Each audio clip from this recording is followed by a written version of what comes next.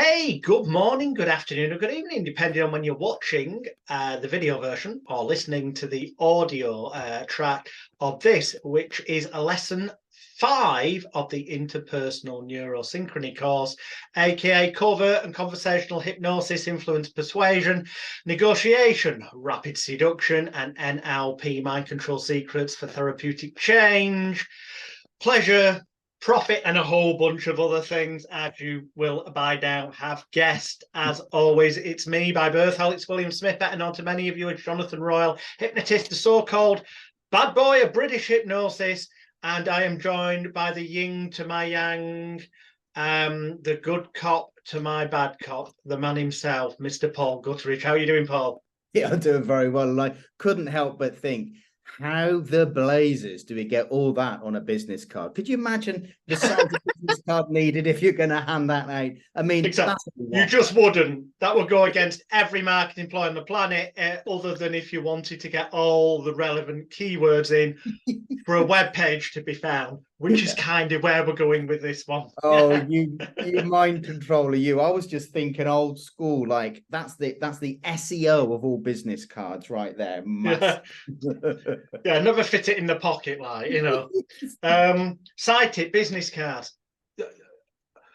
A lot of people don't bother using them these days because you know, everything's internet. Oh, they've got near field technology on the phone and they just tap their phone to someone else's to exchange details. That's all well and good, great, do that, but you know what, then also give them a card. Make sure it's either, you know, really thick, good quality, feels quality.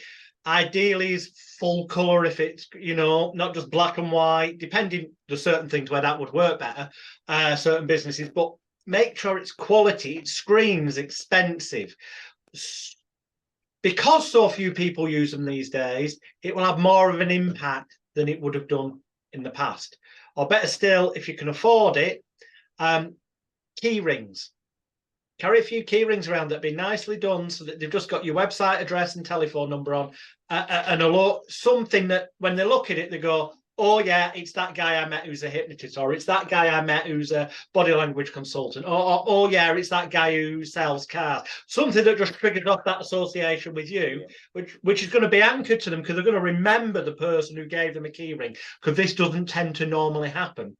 And when I use this regularly, I just have a few on me, and if I felt that this was a potential lead, I'd go, have you got your keys on you? And invariably they'd either have the house keys, car keys, or both of them on a bunch.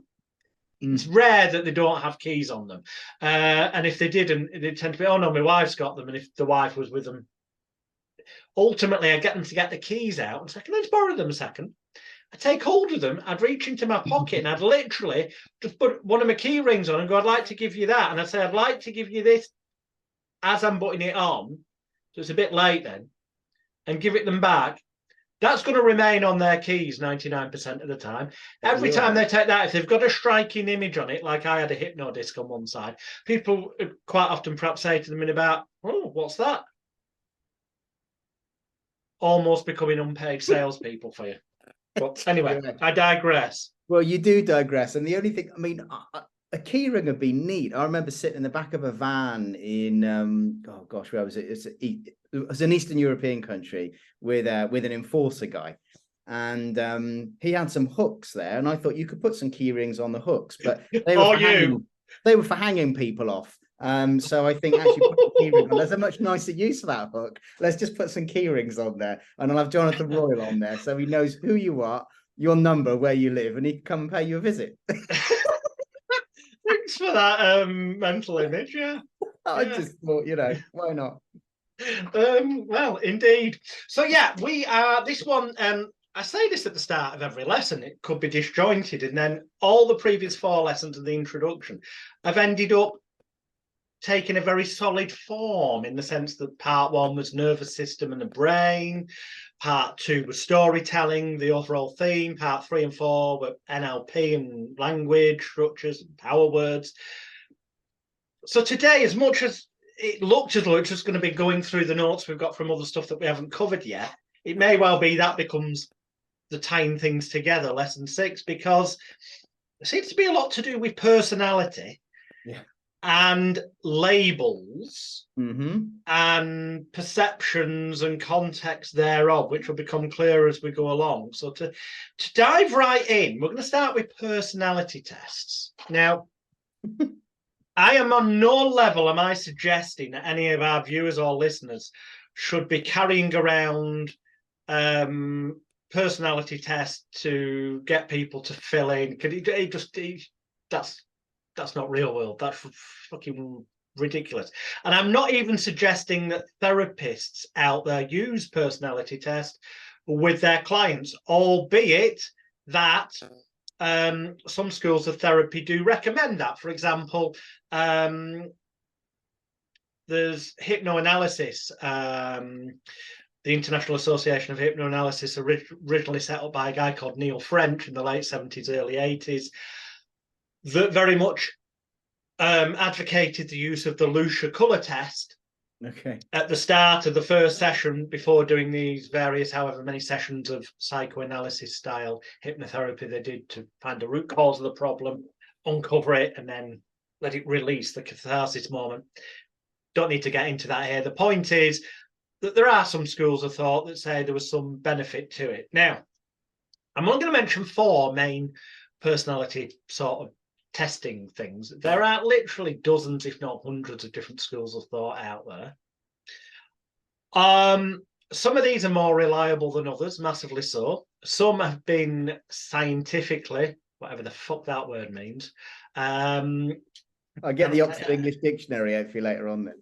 Yeah, no, what I mean is, you know, they say there's evidence of reliability, but if you dig enough, you can find people that contradict those studies as well. It's the same as, is hypnosis a state? Is it not? It's the same as, you know, what I said about it's impossible to remove placebo from any form of testing, as I explained in the free 4-hour video that was with lesson 1, because by virtue of being involved in a test, that is bringing in the elements of placebo and stuff. So, you know, it's an oxymoron. But the 4 we're going to look at, mainly because, well, we're going to look at the Lucia colour test because it, according to the research out there, the so-called respectable types say that it's not statistically particularly significantly reliable.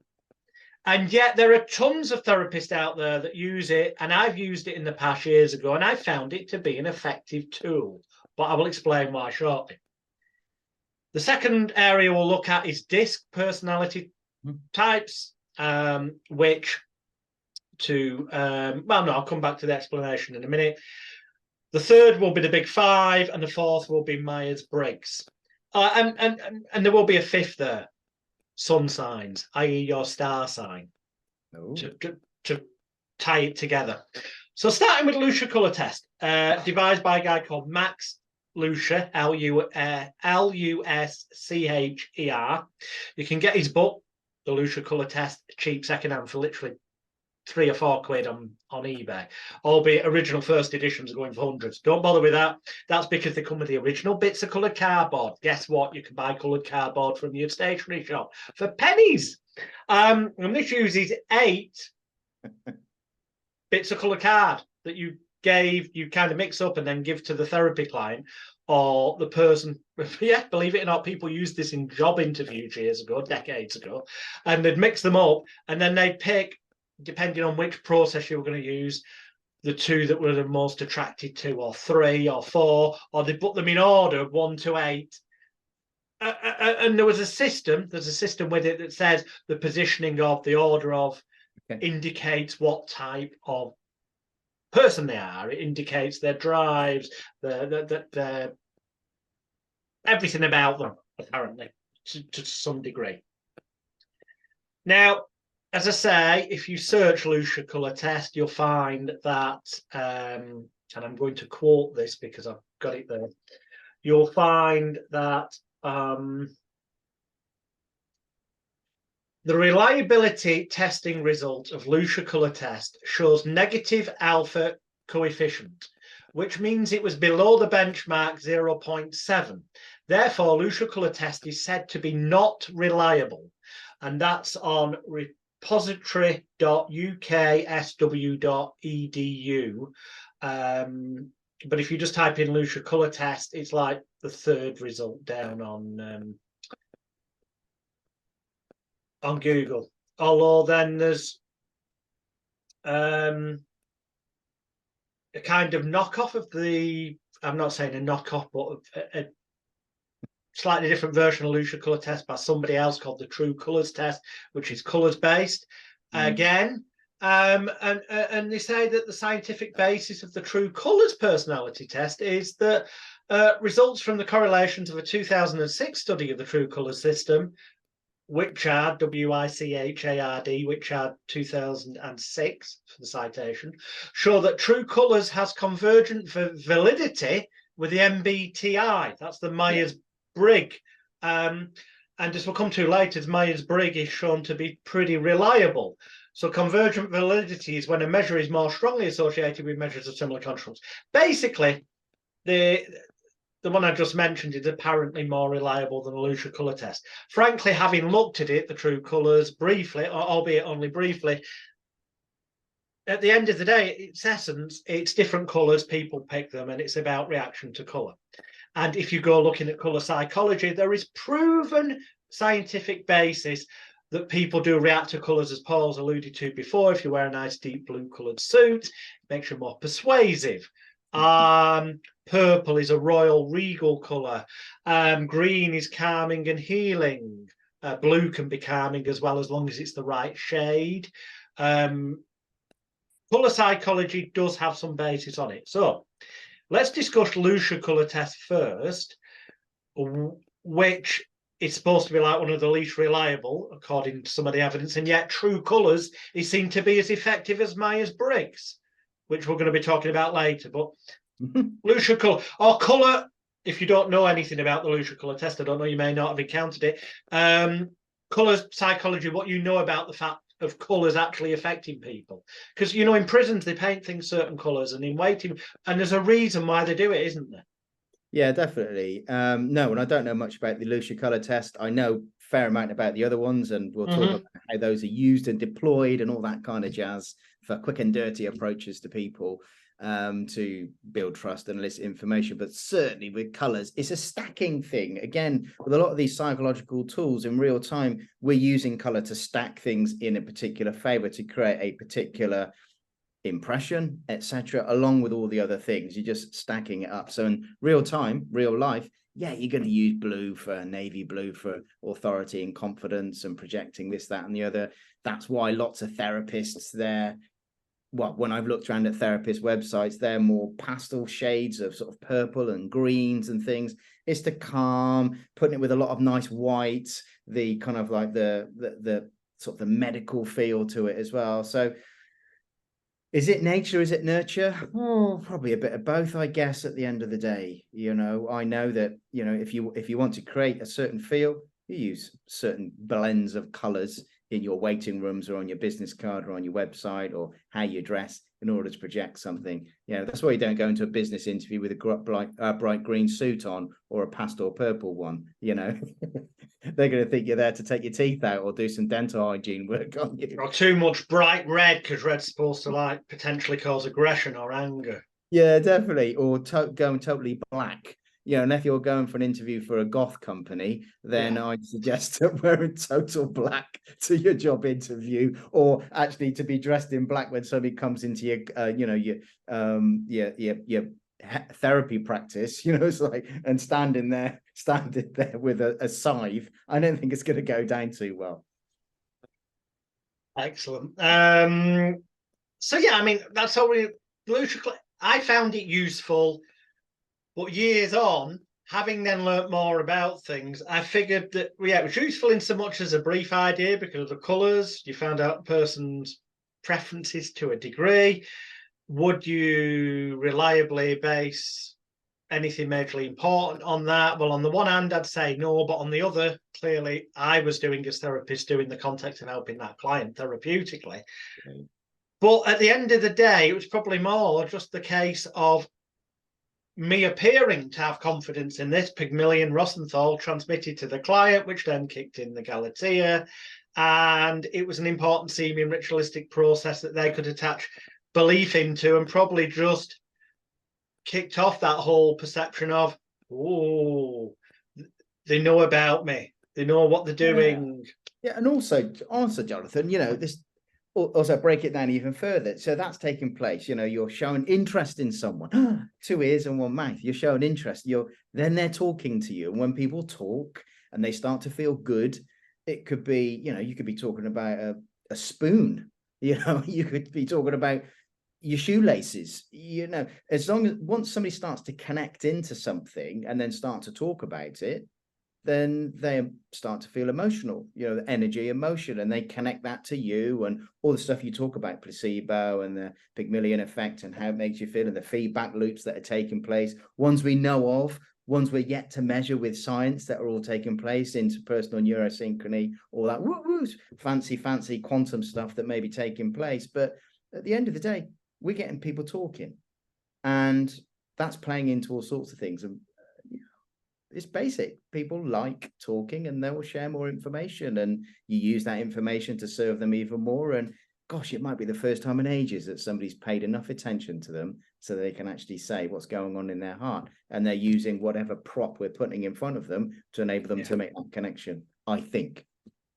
I couldn't agree more, and which is kind of the basis of things like, to a large degree, maybe not entirely, because that's covered more in the Elite Hypnosis Bootcamp. That's the therapy resource. This is generalized for life. But in things like play therapy, where, for example, you might literally just, even with an adult, give them a doll's house, a load of doll's house furniture thrown on the table, and go, do me a favor. You decide which rooms the furniture's going in. You lay it out in a way that feels right for you, and it'll tell me what I need to know. And then you just kind of sit back and watch, and every now and again go, yeah, that's right. Cool. Yeah, it's okay. Whatever feels right for you. And it doesn't matter where they put it. It effectively doesn't mean anything. You could come with tedious links of, well, why have they put that furniture in that would be better in the living room, in the bedroom? And it can give you talking points where you can go, well, this tells me X, Y, Z. But in truth, it's all meaningless, other than the importance that has been attached to it by their mind, because it seems that it's important because you're making them do it. Otherwise, why would you have them go through this ridiculous charade? And you just triggered something. You just got me thinking about, you know, the doll's house where you put and I got to the, not that I've got a doll's house, actually. I'd like to have a go on one, putting stuff around, but to make it a bit morbid at this point, and I'm going to go there because it's part of my other world. So if you're interviewing somebody and say, for example, there's suspected sexual abuse, child abuse, you'll often find that when people write, talk, or draw the scenario, they will often put and it's not 100%, but you'll often find that a light switch is remembered, drawn, or pointed to in a narrative. And it's often the light switch is the thing that was turned off before the abuser abused them. And it's in the bedroom. And it's fascinating the amount of times that light switches come on. So there's an interview technique called feint, which uses forensic statement analysis, uses drawing, uses all sorts of things that's used with younger people, older people as well, but younger people. And they will show images and how you respond to those images. Then they'll use elicitation, questioning techniques around forensic statement analysis. And you'll often find that light switches are present in narratives around sexual abuse. Anyway, I thought I'd bring the tone slightly more serious for a moment. That is fine. Yeah. I've lost my trail of thought, though, for a second. Well, I'm thinking of light switches. Yeah, no, that's right. I was explaining why, on reflection, I think that there was some value in the Lucia test, but it wouldn't matter what it was. It's the important, it's the ritual, it's the importance, it's that spending time with them and whatnot. Now, according to the data, more reliable, but not the most reliable. I'm not saying these are necessarily in the order of going up to most reliable, although my cursory Google searches seem to indicate that the order I put them in is. So next, we've got DISC, personality analysis, which the DISC model centers on 4 DISC factors. Now, there are images connected to all of these in the members area to act as expansion and memory aids, but models on 4 DISC factors known as dominance, letter D, influence, letter I, steadiness, letter S, and conscientiousness, letter C. And each person has their own set of values, beliefs, and perspectives. And obviously, like anything, there are different scales on this and subsets and whatnot. Yeah. And type D personality, a pure type D, is apparently the rarest DISC profile, with only 9% of the global population. High D personality styles are competitive, aggressive, decisive, and results orientated. They prefer to move fast, take risks, and get things done now. Or, as one might say, psychopathic, narcissistic style tendencies, hence, thankfully, in the minority at the 9%. There are free online tests you can do for these things, some more reliable than others. If you're interested in yourself, you do tend to need to get people through the so-called test to get an idea of which they fall in. But to some degree, once you become familiar with them, and if you have a cue sheet in front of you, a grid like one of the images that's in the members area, giving you memory aids of what the different subtypes are, through observation of the way the person acts, the way they talk, and all the things we talked about, you can reasonably, fairly, reliably, I'm putting the emphasis there, so it's not 100%, but reasonably, fairly, reliably, and the more you do it, the better you'll get, pigeonhole them. And it is pigeonholing and stereotyping to a degree if you're not putting them through a test and you're just doing it through observation. But that can give you a guide, and guide is, well, I'm not saying hard and fast guarantee, but a guide of where they may be most easily motivated, both positively and negatively, depending on the context. But I'm going to hand this over to you because so a lot of these profiling types are useful because they're big boxes, they're categories that we can kind of sort people into in real time as well. So if you do quick and dirty versions, the genius comes. So guys like Chris Hagnaghi, who's written the book on human hacking or behavior hacking, he's a penetration tester, all that kind of jazz, which you seem to like the sound of in the last episode. But I'm on one today, Jonathan, just be careful. It's okay, it's good. Yeah, it's fine. But actually with some of this, say let's take DISC for argument's sake. Now DISC is pretty popular.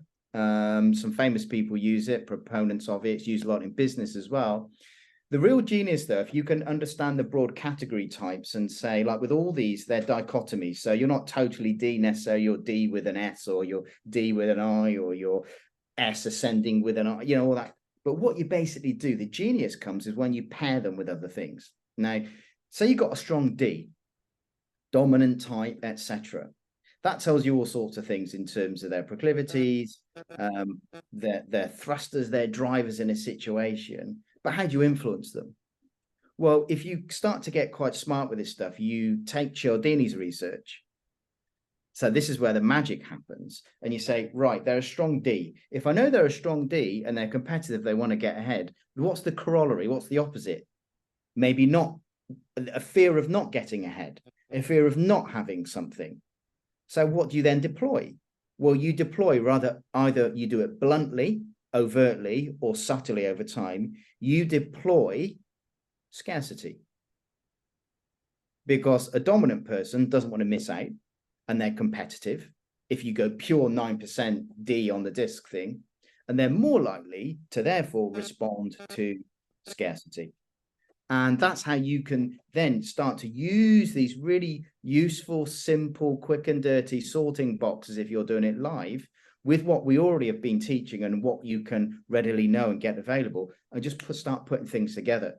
And again, it's about intention. Okay, then what's the outcome I want? What's the relationship like here? Is this about creating compliance, or is it about creating a longer term relationship? How can I best serve and work with this person? If you're a nefarious actor or got another thing on the go, then you can start doing these pairings with different influence and persuasion techniques from Cialdini and other people, and using power words and all that kind of jazz to really put something quite elegant together. That's an NLP word, isn't it? Elegant. Put something rather fancy together that actually has some real world application. So that's the way that we would play with that kind of stuff. Okay. We're leading up to the one that I think you're going to talk about most. But next, we've got the Big Five. Ocean. And I've somehow managed to close down my Unity. Google window there. So there we go. The Big Five, the 5 broad personality traits described by this approach, this theory, this model. Extroversion, also often spelled extraversion. So EXTRA or EXTRO. 2 different spellings used for the same thing, but extroversion, agreeableness, openness, conscientiousness, and neuroticism. But of course, each of those is a sliding scale. They've got it fully or not. So there is extremes and subcategories thereof. And there are scholarly articles galore if you look on Google Scholar. Just search Big 5 personality traits. That there is evidence to show that this has got, you know, certainly more of a reliable basis than the Lucia colour test anyway. What are your thoughts, or what do you know about the Big 5? Yeah, I mean, we call it Ocean: openness, conscientiousness, extroversion, agreeableness, and neuroticism. No, everybody's not against me. Ocean is a quick way. I know you like your acronyms and such, acronyms and stuff. Yeah, so Ocean. Yeah, it's cool. I mean, for me, it starts to bleed into the glories of MBTI, Myers-Briggs, all that kind of stuff. But I think when it comes to influence or persuasion or helping people, and again, we can start to go off on a rabbit hole around sort of meta-program languages and influence and persuasion around whether somebody's sort by same, sort by difference, all that kind of stuff. You know, your agreeable type is more likely to, the code for that is you're in a conversation with somebody and you're hearing them finding ways to agree with you. Oh yeah, that's great. Oh yeah, that's good. And there's a certain way to then build a relationship with them and move forward. If they are very low on agreeability, and it doesn't mean they're not very nice people, it's how people process. Well, they might not be very nice, but it's how people process. So if they're like constantly appearing to look for ways to disagree with you and or correct you, it's just the way they're sorting information. They're I mean, in NLP language or in general semantics language, they're sorting by difference. So if you say black, they say white. If they say up, they say down. If you say definitely this, well, maybe not that. And the way that you, therefore, if you've got somebody who isn't agreeable, less agreeable, sorting by all these different categories, the way that we would therefore influence them or help them move from A to B is actually give them options. And options helpful because they can't disagree easily with all of them. They've got something to work with, and it helps create that rapport, and it helps them make choices based on the options given. Now, if we're thoughtful about this, we're giving 4 or 5 options or 2 or 3 options that are good for the person and good for the situation. We're not nefarious actors. They're good for the person and the situation. And I will use this a lot in business. I will use this a lot in coaching, in consultancy, when I'm using behavior analysis in a business context. If I come across somebody who's low on agreeable and they want to disagree with stuff, I will deploy lots of options within the framework which is acceptable. So for the negotiators out there, if you've read William Urey's stuff, you will have come across best alternative, worst alternative, A and B negotiation zones. So within that zone of acceptability, this one, I want everything, this one, that's okay. I'm going to give them options if they are not so agreeable, and everybody walks away happy, hopefully, and in one piece. Which is always a plus point. It's always which brings us to number 4, which is one that I suspect we will dig into a bit more than the others, and that is the Myers-Briggs Type Indicator, MBTI, or Myers-Briggs personality type. It will also come up on Google Scholar as. Well, there's 4 main categories: introversion stroke extroversion, so introvert stroke extrovert, sensing stroke intuition, thinking stroke feeling, judging stroke perceiving. But each of them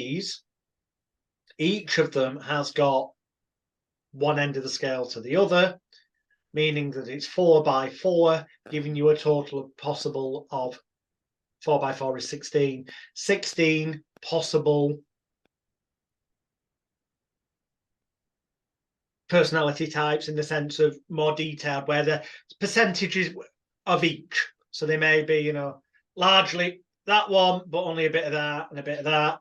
The 16 main of them anyway, with the Myers-Briggs indicator. And this appears to, there are people that will say it is no more effective than the Lucia colour test. There's people who will say that these are frankly no more effective than a good knowledge of star signs.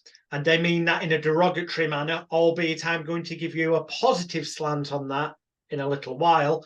And they may well be true. It could be nothing more than we talked about before, ritual. However, there are many people, including stuff you'll find on Google Scholar, where they say that this works well as a construct, as a model.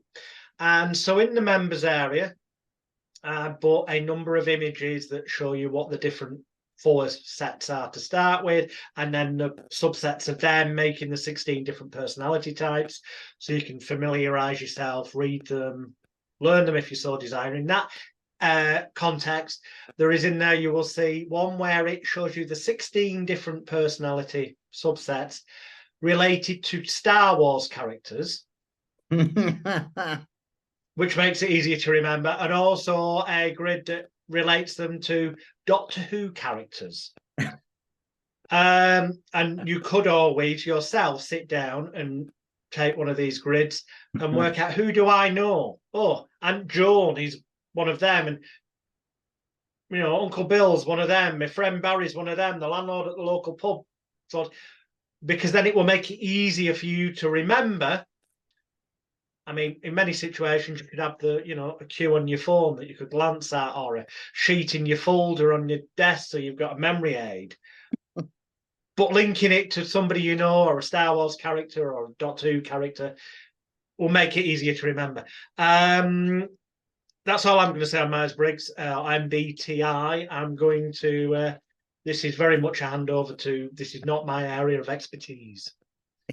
There's lots to be said on MBTI. There's a lot of research on it, as you've alluded to. You know, we're talking thousands of studies, not 1 or 2 or a few hundred. There's lots and lots across cultures as well. I did get trained in it. It was one of the tools that they found useful and helpful. So I got trained in all sorts of things. So official person around it.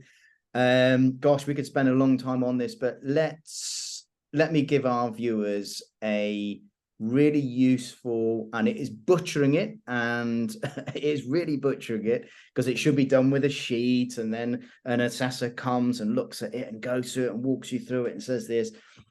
It can be used for all sorts of things. Bottom line, it can be used for effectively communicating with other people. It's about effective communication. And because it's about effective communication, it helps us understand actually categories and how those categories interact with each other. How do you do it on the fly? Because I think that's the most interesting thing for our viewers. Hey, I'm out and about. I'm talking to people. Somebody's coming into my office. I'm coaching. I'm consulting. And actually to have a loose model in my head so I can know how to communicate effectively, therefore influence, therefore help people overcome something and move to somewhere else by using language that sits and works with them in such a way that they're not stumbling over, well, you didn't say it like this, and all the arguments that come from trying to describe the same thing in different ways, and we're missing each other. This is how MBTI on the fly can work really nicely. You're in a conversation. The first dichotomy, remember, it's a stick with each end on it, extremes. Where do you land? Well, I land more there, so you're probably more there. Introversion, extroversion, and that's all about where you charge your batteries. So actually, people think I'm an extrovert. I'm an introvert. I charge my batteries by sitting down, thinking, and reading. I love that. Although when I'm out, I'm very extrovert. I get energy from being with people, but where I really charge my batteries is after a long day. I just want to be on my own. I want to read. Other people, actually, they've had a long day and they just want to go out partying and hang out with people all the time. Well, they get their energy from being with other people. How the blazes are we going to use this in real time with influence, persuasion, covert, overt, all that kind of stuff? You're in conversation with somebody and say, hey, tell me what do you do? You know, how was the weekend and what do you do and this, that, and the other? And I said, oh, sounds really busy. What do you do at the end of the day? You know, where do you go? So oh, I wanted to go out. I'm using extreme language here. And you hear in their language, they're more about connecting with other people. So then, well, maybe you're more extrovert than introvert. How can we use that? Well, we know that if somebody is more extrovert, they're more likely, not 100%, they're more likely to be influenced by what a crowd or a group of people are saying, because they like herd and consensus. It's not 100% this stuff. It's the artful application of some of the science, but these are shortcuts. So if you're in therapy, if you're coaching, if you're consulting, if you're influencing, you are then going to take, remember Mr. Cialdini, you're going to take his seminal research and you're going to talk about appeals to authority, appeals to, you know, what other people are saying. So we can use this stuff. The second dichotomy is you're introvert or you're extrovert. The next one, are you a sensor or a feeler? And that's basically when you look at the world, do you look at the world granular detail? Think about a camera. Do you zoom in and see all the specificity, or do you look at the world and actually you zoom out and you see the big picture? Now, sensors are people who zoom in. Intuitives, S and I in the dichotomy, intuitives are people who step back and they look at the big picture and they want to connect the dots. So I'm intuitive. I step back and I wait for the details to emerge in the big picture, and then I find connecting points. I can go detail, but I'm more comfortable when I'm seeing the big picture.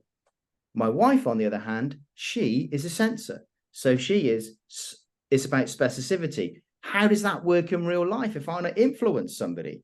Well, if I hear somebody talking, they're going da-dung, da-dung, da-dung, da-dung, da-dung, this and this and this and this and this and this, and they're going the detail. I now know that I need to take my content and then put it into, we're going to do this and this and this and this and this, and stop and give time to look at the detail, the detail, the detail. If it's a big picture person, I'm going to start with, hey, this is where we're going. This is what we're going to do. There are several waypoints here. They connect like this. And so we make, you know, we create room for them to make the connections, to do the agreement, the yes sets and all that kind of stuff. And people move ahead. So easy to hear in people's language, and therefore so effective to use in how you describe stuff. I could carry on about the last two categories. Please do. Yeah, you want me to? So yeah. The next category is, okay, if the first one is where you get your energy from, is it from out there or actually the day in here? And then, I'm all charged up. What do you do with it? Well, I'm going to look at the world now, and I'm either looking at the world I'm looking at details, I'm looking at big picture. When you've got that, what the heck do you do with it when it goes inside? I've hoovered up the information. Now, how do I interpret it? Well, the next thing that Myers-Briggs says, you're either going to interpret it as a thinker or a feeler. And a thinker is looking at stuff. It's a bit like the detailed person here. The thinker is looking at things more dispassionately, saying, okay, there's the facts. Now, objectively, what does that detail mean? What does that information mean? Okay, keep your emotions out of it, Paul. Actually, we're going to be objective here. We're gonna go through it like this, and this. The feeler, on the other hand, will say, yeah, I've got that information. Now, how does that fit with my values? They're much more connected to that sense of feeling and values and people. Now, that doesn't mean that the thinker lacks those things. It just means that the first thing they're going to do is maybe a bit more spreadsheet and bullet point. How does that work against this criteria? Whereas the feeler won't be illogical, actually, but they will say, first of all, I'm going to feel it through my value set. Now, this is really important. So I've got friends of mine in the police, and the police use MBTI. Now, you've got armed response unit, you've got a critical incident, a terrorist. Can we just rewind slightly? Say that again. The police use MBTI, Myers-Briggs type indicator. Yeah. A lot of the police will use MBTI, and they will go in miles deeper than I. But in what can you please expand on that? Because what I mean is, right, as I said before, that you're not going to be, because in job profiling they get people to fill in questionnaires and do all this, and then there's a whole lot of analysis can go on to really get down to detail of which subset they're in, what percentage they are of that part of the scale, and this, that, the other. Are you saying that the police use this construct, this labeling system, as I'm going to refer to it as, profiling, personality, call it what you will, in real time, in live going out into the field crime scene type situations? No, they're using it. Right. One of their many psychometric tools when they're doing leadership development and training to help people understand themselves more. So thank God for that. I was thinking, crikey, they're using no nonsense. No. So say, for example, you're on a leadership development program. This is where this cashes out. Okay, really helpful. So say if you're an armed response officer, if they're still using it now, I don't know if they are. You're an armed response officer, and you go through the Myers-Briggs, and part of it tells you that actually, when you've hoovered in information from the environment, the first thing you're going to do is run it through a value set and how it feels and how it connects to other people and things, and how does that information flesh itself out with other people, or how does that information flush itself out? Oh, well, actually, I look at things very dispassionately. It doesn't mean I'm not compassionate eventually, but I'm just bang, bang, bang, bang, bang, and then I'll bring how it feels into it, or how I connect into that, how it flushes out. The reason why that can be important, and it's not a deal breaker in any way, shape, or form. You're an armed officer, you're in a terror scene, say you're in a lockdown thing in a supermarket mall, for argument's sake, and you've got people bleeding out on the floor because they've been shot by assailants, etc. And you're walking through as an officer, and say she's got the gun and she's moving through, and she knows that the target is there, they've got to get to, and he or she is walking through, and you've got injured people grabbing hold of you saying, look, just give me some attention, I'm dying here, I'm bleeding out, and this, that, and the other. As a feeler, I may, oh gosh, yeah, I can see how that's working. The data's come in, I'm interpreting it, saying I need to attend to that, but I know I shouldn't because I've got to go over there. Now, it might take me, I'm an F, by the way, it might take me a bit more time to right, pull yourself away from there, Paul, because that's the target over there. Whereas somebody who is a T, a thinker, maybe, look, that's taking place, but that's not part of my objective assignment. There are other forces here to do that. There's the ambulance, there's paramedics, there's a critical incident team, they're here to deal with that. Both of them are effective, but you become aware of who you are and how you are so you can navigate. How does that work when you're influencing and persuading people?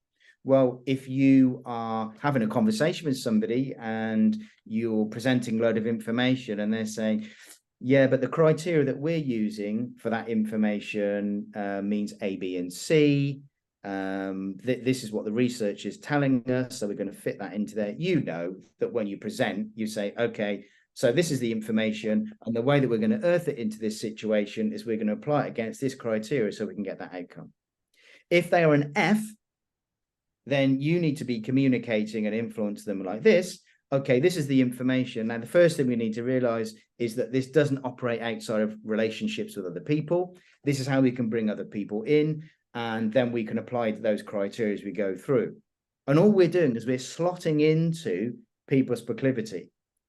Then the last area, Jonathan, is, okay, you get your energy, you big picture, you detail, it comes in, do you deal with it against the criteria, or big picture making the connections and then how it feels out with other people? Then it's like, well, how do you execute the decision?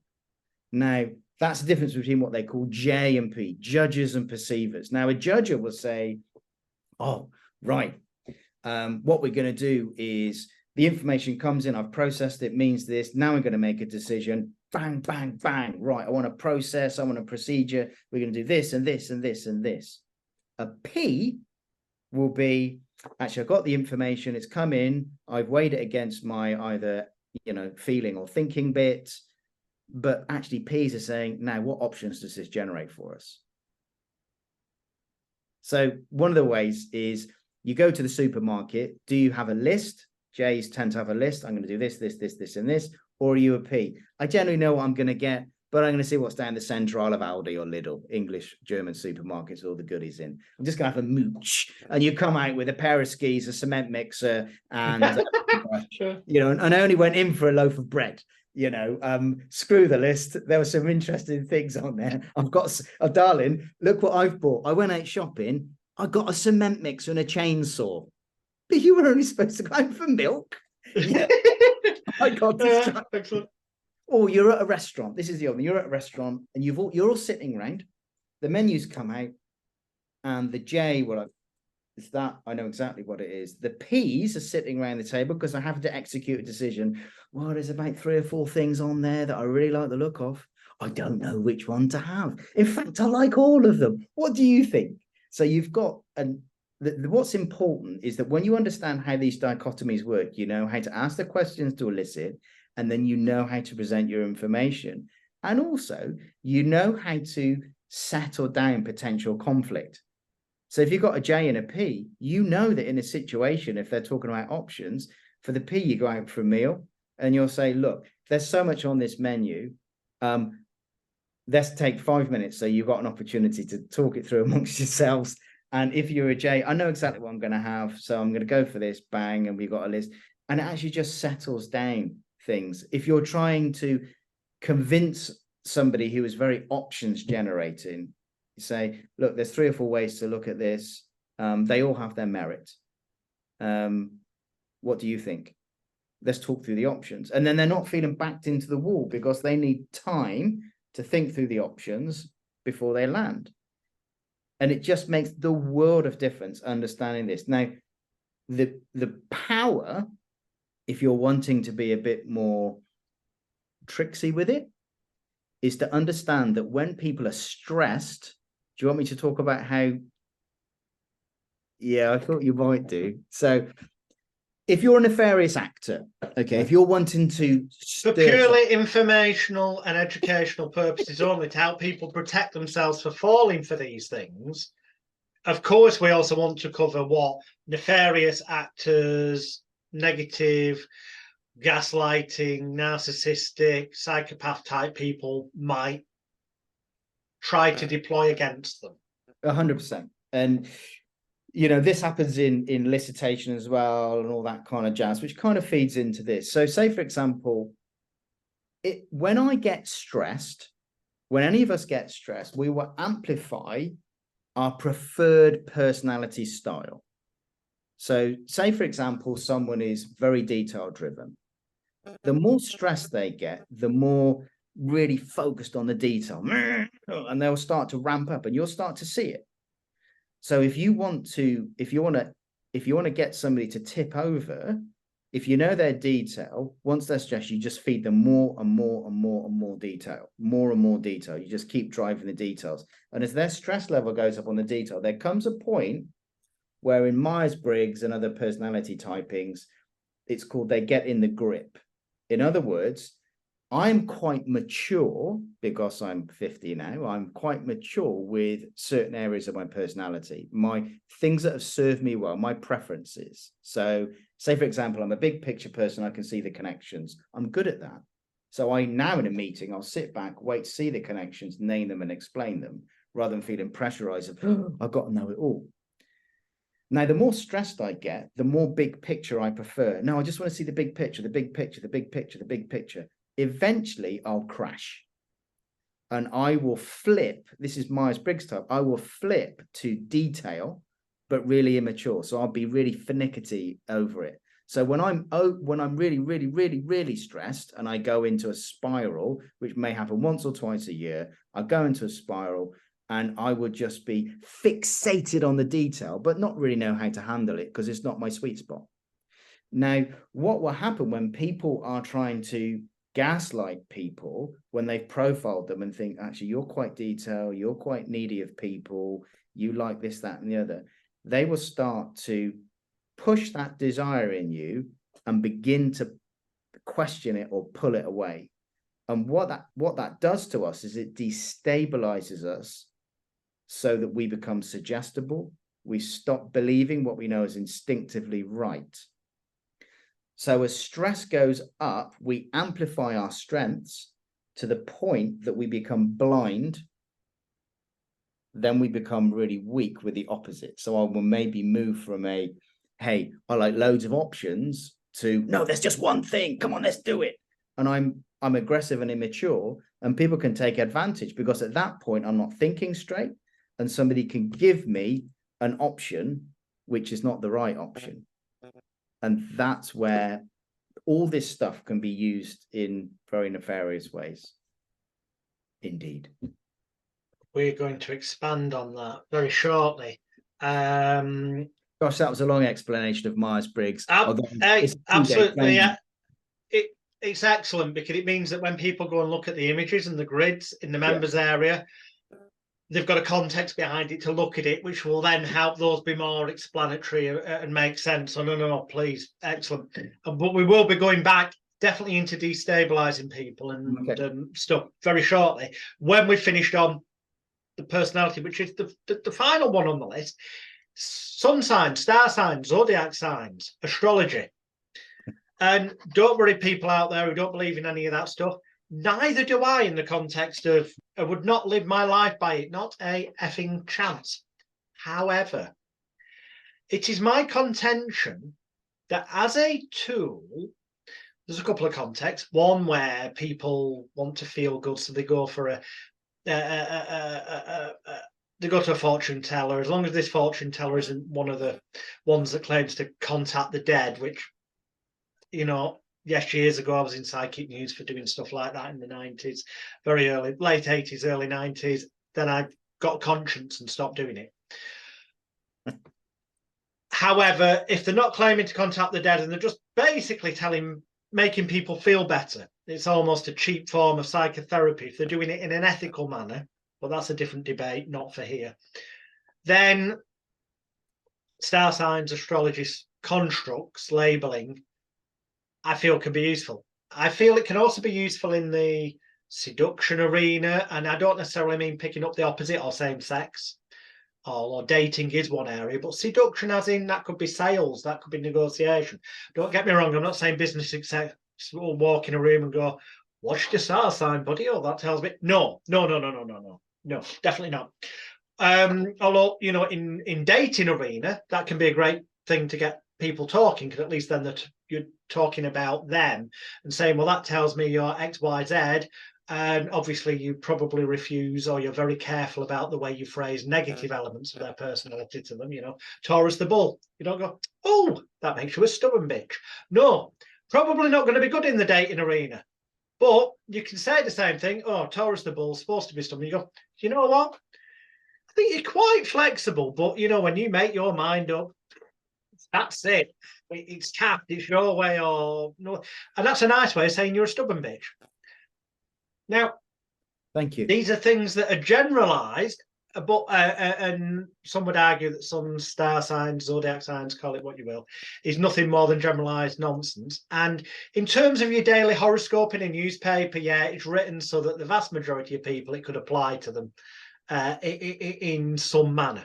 I'm not on about that side of things. I'm just on about the general, and I've included in the members area, in the seductions bonus items, there is my book, Poetic Palmistry, and within that there are a number of poems, one for each of the 12 star signs, one for each of the 12 zodiac signs, that makes it easy to remember what their associated personality traits apparently are. I say apparently because these are just constructs. And also there are 4 poems, one for fire, earth, air and water, the elements that are like the subsets of the zodiac signs, blah, blah, blah. Have a look at that. There's also a thing called the astrologer's dream, which are mentalism magic techniques that are really easy to learn and deploy in the real world, where you can, without getting anyone to write anything down, although there are advanced techniques that involve that we teach you, but there's a way of walking up to complete strangers at parties, never having met them before, and after saying, hi, nice to meet you. You ask one, well, you make a statement. You go, you know what? And I don't want to give anything away, but there's no progressive anagrams. If any mentalists are watching this, it's as clear as telling them what their zodiac star sign is, which amazes them, puts them off balance, or will make them really curious if they're a skeptical type of person. You know, I've often had it where people, I didn't believe in this nonsense, but how did you know that? Who's told you? Who's told you? Could be different reactions, and they can be used to your advantage. So that's included as well. My point is this. There's no proof of any scientific basis to it, but by having these 12 star signs, finding out the person's date of birth, which you can often do off social media. So from a business context, if you found out if you knew their name and were to track down their LinkedIn or their Facebook and find out their birthday, from that you can find out what their star sign is, their zodiac sign, without ever having to ask them at the meeting. And then in your head, you can use that as the construct, the box that you pigeonhole them into, which, using the techniques you've learned from us about being flexible, you can always alter in the spot, but it gives you a starting point to work from in terms of Taurus the bull, stubborn, makes the mind up, not easy to change. Leo, the lion, performer, wants to be a leader, wants to be in control. Pisces, the fish. Not the fish. Gemini, the twins is the one I was thinking of. Kind of two sides to the personality, can flip easily. I'm not saying schizo, but easily changeable. There are commonalities for each of the star signs that give you a starting point. Do me. I'm Sagittarius. Sagittarius, the water bearer. That's the image of the kind of god-looking figure holding a kind of vase with water in. So it's Sagittarius, the water bearer. Water itself, as one of the elements, water can change forms depending on its environment very quickly, more so than other star signs. Just like water heated up steam, takes a while for it to heat up, but when it does, it really gets hot. So as a human being, that would be someone who can really hold their patience for ages, but when they snap, fucking hell, it's off the Richter scale type of thing. Be careful, Jonathan, be careful. Water can flow like a river, so is generally flexible and easily adaptable, which I know I'm saying these things knowing you, and that's part of what you do, the 005 stuff, and I have, is to be flexible. But this is exactly what it says for that star sign as common generalities within the Poetic Palmistry book, which people can go and check. So I'm not just saying it because I know you. That is literally what water is about, the flexible. And I could go on, but those things, I'm guessing to a large degree, you'd probably have to agree are relevant. Yeah, for sure. And there's also, but it's just a construct. I'm not saying live your life by it. I'm just saying it's another tool, and it's one that's quite easy to learn, because what you do is there's only 12 star signs. So what you do is you go through your birthday book, if you've got one, that tells you, reminds you when your aunts, your uncles, your friends' birthdays are. If not, these days it's called Facebook. Look through the birth. And you find somebody who is a Leo, born in August. You find somebody who is a Pisces. You find somebody you know for each star sign.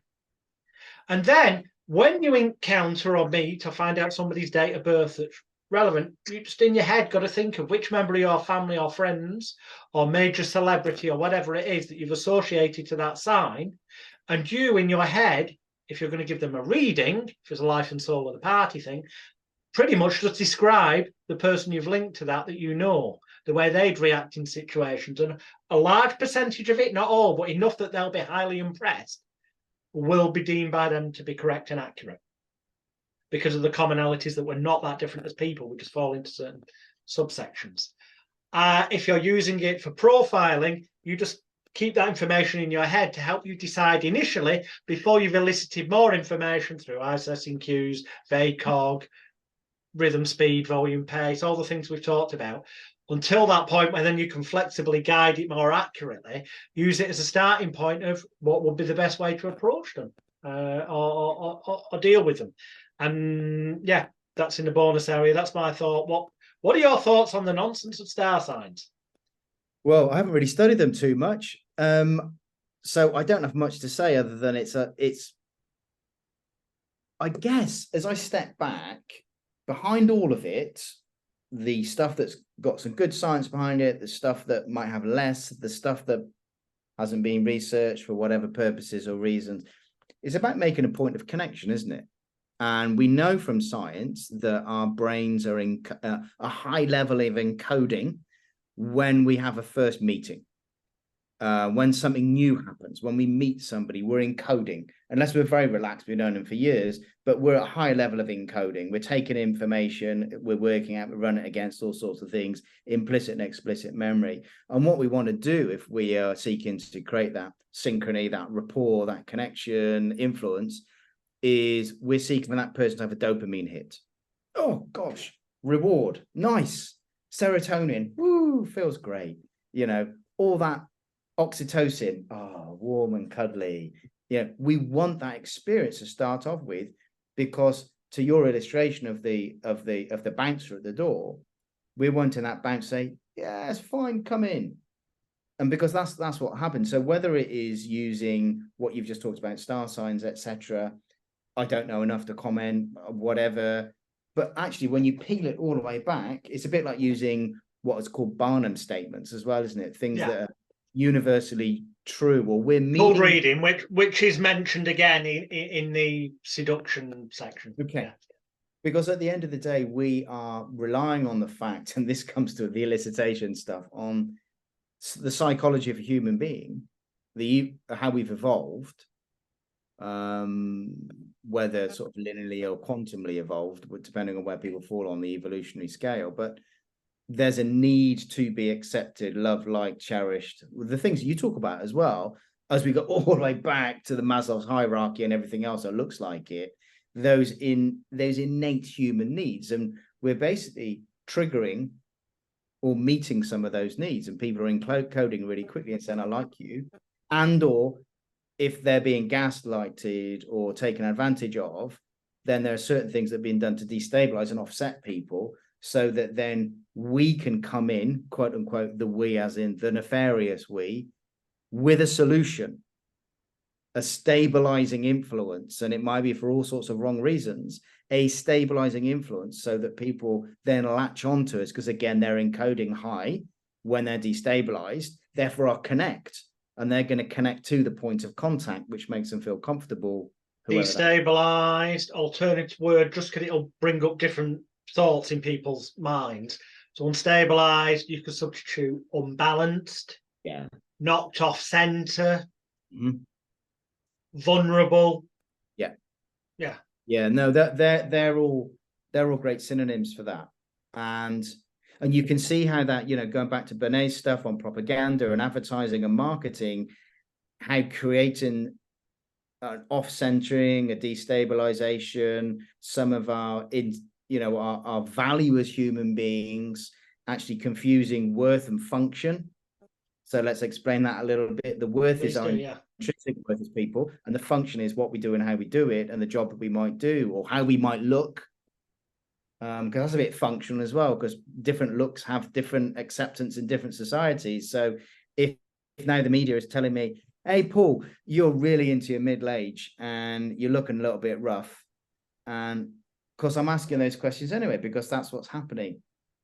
Statistically, that's what's happened. You go back to MBTI. Which also reminds me, because we're talking about personalities, generalities as well. It's not as reliable as it used to be for people who were born in, say, the past 30 years, okay? But for people who are 40, 50, 60, 70, 80, 90, 100 years old, as we speak, doing this 1st of September 2023, then the contents of a book I'm about to mention would help you profile them, so to speak. However, there is an updated version of this book, which I'll also mention, that because it was written more recently, would be relevant to your 10-year-olds, 20-year-olds, 30-year-olds, and so on. But then, obviously, as time goes on, that'll become a little bit outdated.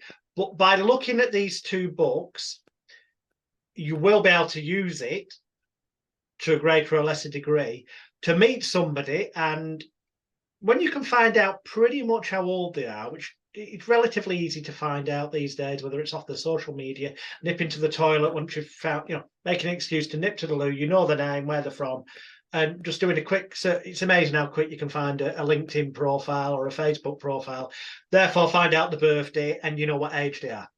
Okay. Once you know what age they are, you can use the information from, and I'm going to type this into my computer right now because I want to spell the lady's name right.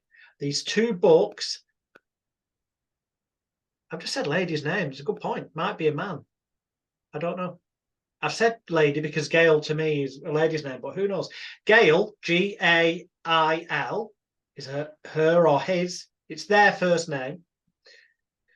Realise we live in a world where you're supposed to be careful. And a second name, Shehey or Shehey. It's Sheehy. They're good books, they are.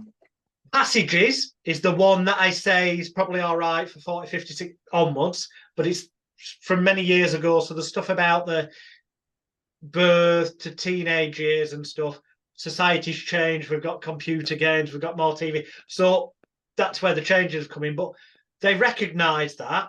So the two books, one is called Passages, Predictable Crises of Adult Life, albeit it starts from birth. And then the more recent update is called New Passages, Mapping Your Life Across Time. And these are the two core Bibles to what they call open eye psychic readers. Open eye meaning the people who know what they're doing is a trick, but if they do it with ethical intent to help people feel better, that's fine.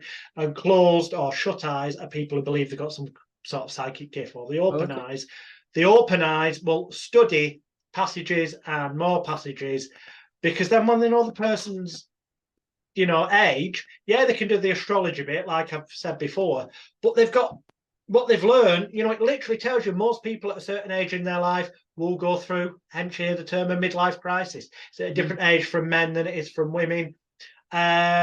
Most people will have anxiety at certain times in life about certain things. If they get to a certain age and they've not had a baby, many women will either this will tell you that either A, they had problems giving birth, B, they've been very career-centered, or C, they've got some sort of fertility issue, or D, maybe they are lesbian and not had an encounter yet to make it possible to have a baby, but therefore they might be thinking about, as maybe somebody with fertility, of having treatment or having a surrogate, or common sense and context comes into it.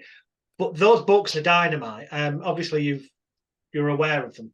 Yeah, they're very good, actually. Very, very interesting. I mean, then you can... It's interesting, this conversation, because there's so much in here on whether you're doing disc, color profiling, MBTI, you're reading these books, passages, new passages, whatever thing we're looking at, they are people that have looked at groups of people over time and generations across communities and cultures and said, generally, people do this. And you can understand that because they would be more detail driven, more this, more that. And you start to combine these things, it gets very powerful. There's some other academic work which is used in areas of influence, public affairs, international relations, business.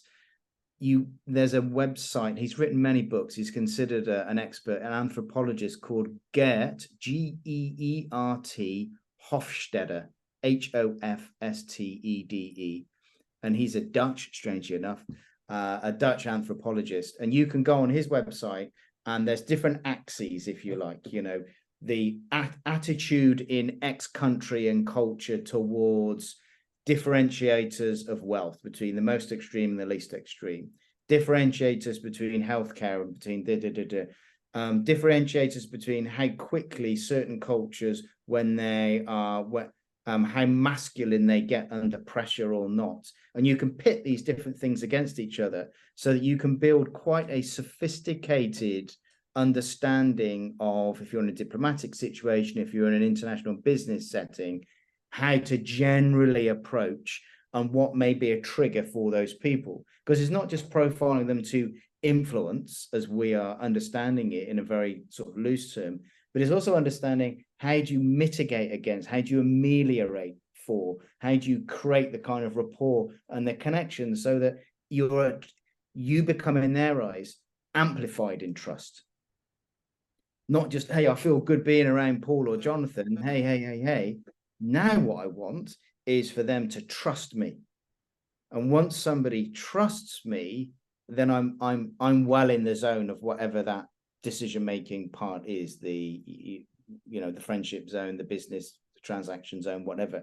I'm there because I'm trusted. And once trust takes place, we have to say and do less because we've already crossed many thresholds. So Gert's work is really, really good. There's also another model, and you can Google this. People can Google this. It's called the Lewis model, Lewis model, and it's a triangle. And what it does is it shows you against three different criteria how different cultures and countries are more likely to respond in terms of what's the best way to approach them.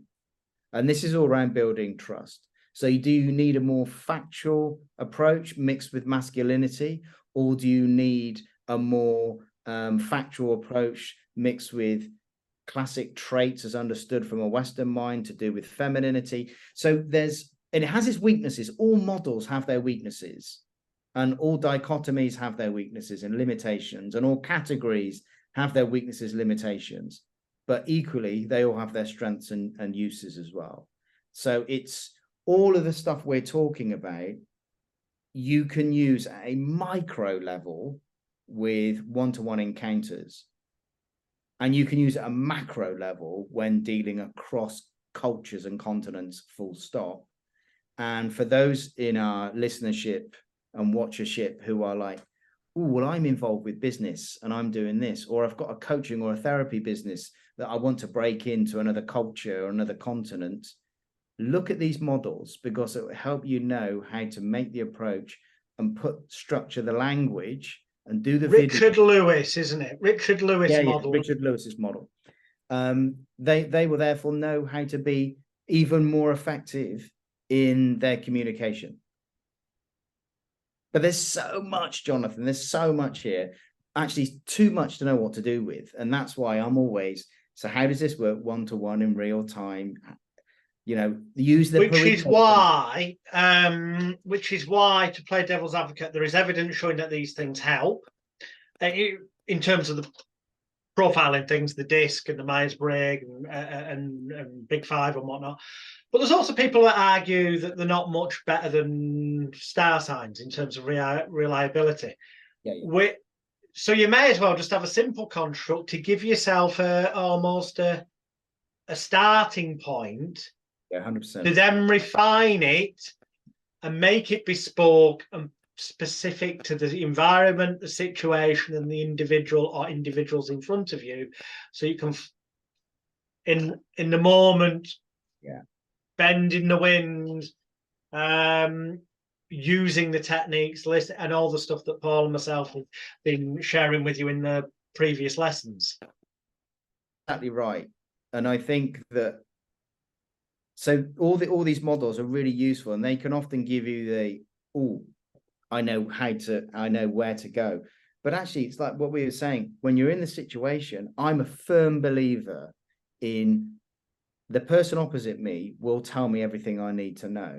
If I listen for their linguistic structures and patterns, and we can make that simpler than it sounds, because you can get really complicated with this stuff and just end up being a mad professor in an ivory tower and not actually able to do it. You just know all about it. Well, what are the things we can actually use?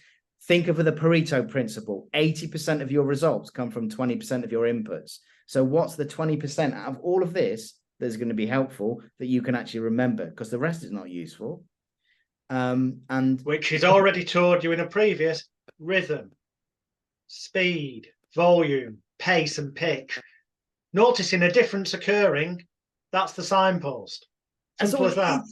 It's boop. The light comes on. Boop. There's a point of interest. Log that. Deal with it. And just as you say, flex. In some respects, you've got to be like a gymnast.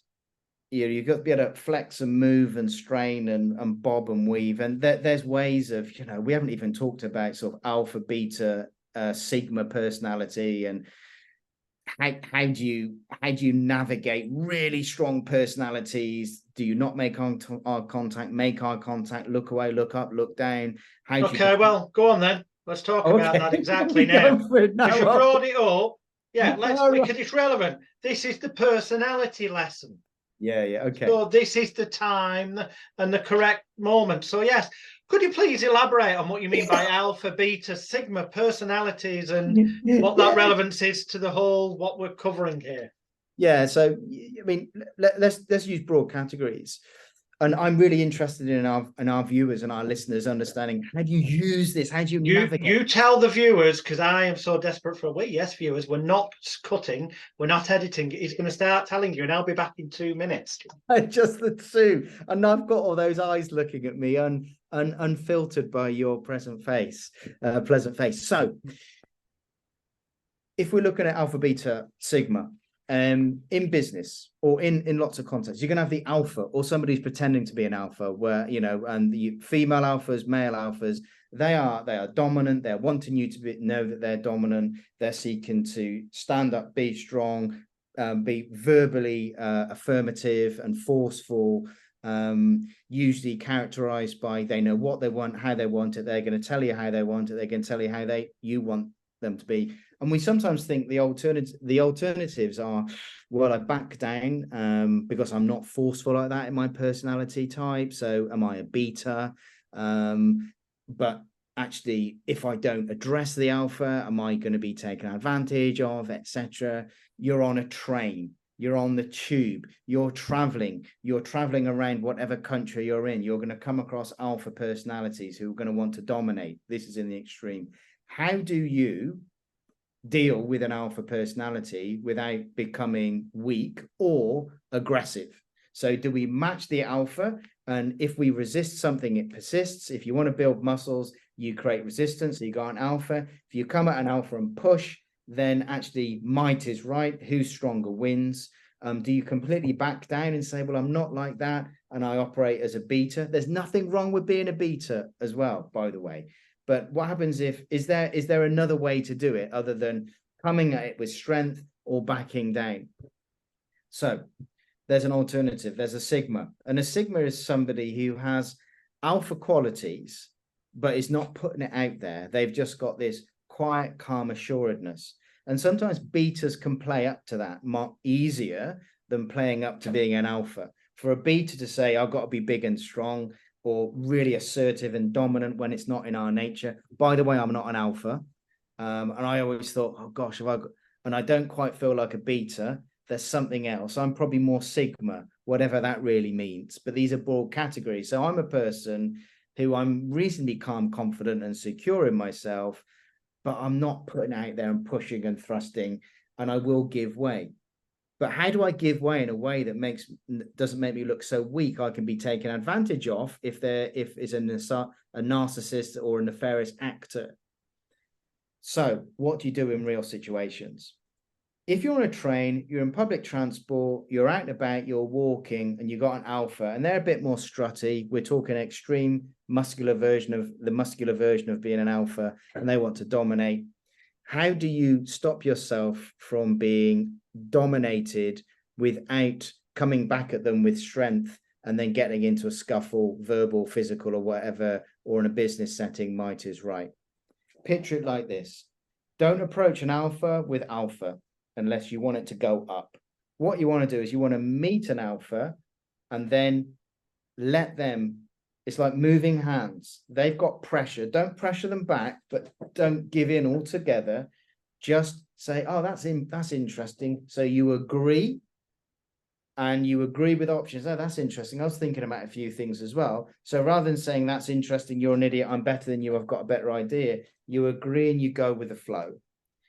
Now, when it comes to body language, what do you do with an alpha if you're not wanting to sort of like who can outstare the other person the most or get into a fisticuffs or a verbal confrontation? Well, what you want to do is something really simple. And I do this a lot of times when I'm traveling around the world. You don't want to look like you're prey in some of the places I go into, but I feel like it. My bottom's doing this and I'm really nervous. I will make eye contact. I will nod. I will quickly look down, look up again, smile and look away. Why am I doing that? Making eye contact with an alpha shows that you're not afraid. If you look too long, it can be confrontational. When you look down, it's about submission. So I make eye contact. You're right, mate. Whatever that is, whoever she is, you're right. You look down, bang, slight area of submission. You look up, smile, and you go about your business. Now, we're doing very simple things here. I'm looking at you. I'm not afraid. I recognize you're there. I'm checking you. I'm quickly submitting, looking away, look back and smile. It's okay. There's no threat. There's a smile. It's fine. I know my position, I know who I am. I'm not staring at them, seeing, and also I'm not carrying away. I'm prey in that situation. I don't want to be prey. So adopt your body language can really help you in those situations. When it comes to the verbal exchanges with an alpha, unless you're going to alpha and you're going to escalate, you do ego suspension. You meet them, you agree, you acknowledge their point, but you allow them, you move with them rather than against them. And you don't just cower and say, no, you're right, I'm not going to do it, unless you're in the fawning position because you're being attacked and that's the only option, because you can't run, you can't fight back, you're in a corner, you fawn, you do whatever you can. But I'm talking about in verbal interactions, that's how you deal with those things. And alphas are easy to spot. They want to be seen, heard, more and above everybody else, and their ego will fill the room. Everything will end up being about them if they're really massively alpha. That's the easy way to spot them. That was a long answer to that, but that's a good answer. Yeah. Because I could hear it all times. It just when I randomly googled beta, alpha, sigma, all the charts, well, the main ones that come up on Google, and I bought a couple in the members area, but they're also mentioning gamma, omega, and delta. Oh my God! Yeah, so Jonathan, as with all of these things, we can remember the Pareto. For me, I'm thinking, gosh, I've got so many models and charts and things in my head, and so much about linguistic analysis and tone. Yeah, keep it simple. Well, I'm like, okay, what are the three ways? You're either forceful, you're not forceful, or you're somewhere that actually is in between. Okay, right, I'm going to try and take that one because I don't want to escalate this one, and I don't want to be so submissive. I'm prey. If I'm more beta, I can certainly feel more play to sigma because I'm not going to confront. But this is how I look down and back, etc. And I'm just thinking, what's the quickest route to the outcome? Cool. So yeah. The subject here is personalities. So that segues me into looking at this. What shall we look at next here? Okay, yeah. Interestingly, and this is recorded on the 1st of the 9th, 2023. So this is going to push you, nothing to do with this package, but it's going to push you into action, knowing that this may be watched by people as early as towards the end of this month, if things go to plan in terms of release. So within the next couple of weeks, you need to go and buy those domain names that we talked about on WhatsApp, because I'm going to mention now on here, and people could find out, so you need to have done it before then, the fact that in the very near future, you're going to be starting a podcast called Desperately Seeking Meaning. Yeah. Yes. Which, fantastic. People simply search for Desperately Seeking Meaning, and I'm guessing that by the sort of start of October 2023, that at the very least there'll be a coming soon episode out on the podcast platforms to give you an idea what that's all about. But it is loosely based on the fact that desperately seeking meaning ties in with what we spoke about in the last lesson, where we mentioned Viktor Frankl and logotherapy and existential therapy, or the third Viennese school of psychotherapy. There's that link, but also look at the initials: desperately, D; seeking, S; meaning, M. That's DSM. As in a book, a manual called DSM-5 is the current edition, which stands for the Diagnostic and Statistical Manual of Mental Illness and Disease. Yes, it is a book, a directory that is voted on by the American Psychological Society, a board of people. And when I say voted on, I mean they literally sit down, a committee of people, and go, shall we say that if people do this, this, and this in life, or act this way, or this way, this way, or feel this way, or a combination thereof, we're going to say that they've got histrionic personality disorder. Or if they fit these labels, we're going to say they've got multiple personality disorders or dissociative identity disorder, which ironically, they're some of the most accurate things, I would argue, in DSM-5, generally speaking. But there's a lot of things in there where they've just made up names for things that would be better described elsewhere: for fear of upsetting people, attention deficit hyperactive disorder, ADHD. It was called being a twat in younger days. Before people kill me, who've got kids that have been labelled ADHD, yes, there are psychological issues that cause problems, a lack of attention and stuff, but they've been bundled in with stuff that's part of life and can be handled differently through. That's not to say there isn't issues. There is. But what they do is they bundle in other stuff so they can justify prescribing chemical drugs that make money, because psychiatrists and whatnot can prescribe drugs, and there's big backhanders and stuff involved here. Sounds conspiracy theorist, but it isn't. You've only got to Google people getting done for taking big bribes off drug companies and whatnot. There's a website that, albeit that I believe it's got some sort of funding from Scientology, or somebody said to me once there was some sort of links to Scientology for this free website, or something similar. And if that's wrong, I apologize. But in any event, I've watched all the videos on this site personally, all the videos that are currently there on the 1st of September 2023 under the documentary section. And that website is www.cchr.org. The Citizens Charter for Human Rights.org, but it's cchr.org. And if you click on the documentary section, there are documentaries there with titles such as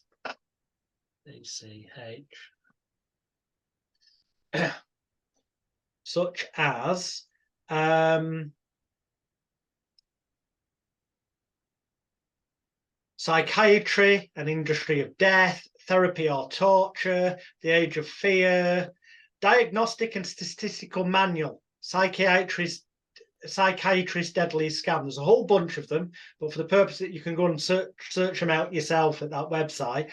But I'll just read you the blurb for that one about DSM, because that's most relevant to personality stuff that we're getting into. Diagnostic and Statistical Manual, Psychiatry's Deadly Scam, an elaborate pseudoscientific sham.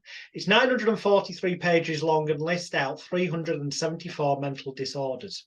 At least it was at the time that documentary was made. I'm not sure if that's referring to DSM-5 or the previous one, but nonetheless. It is the basis for the listing of mental disorders in the International Classification of Diseases that is used throughout the world. And though it weighs less than 5 pounds in weight, its influence pervades all aspects of modern society. Our governments, our courts, our military, our media, and our schools. Using it, psychiatrists can enforce psychiatric drugging, seize your children, and even take away your most precious personal freedoms.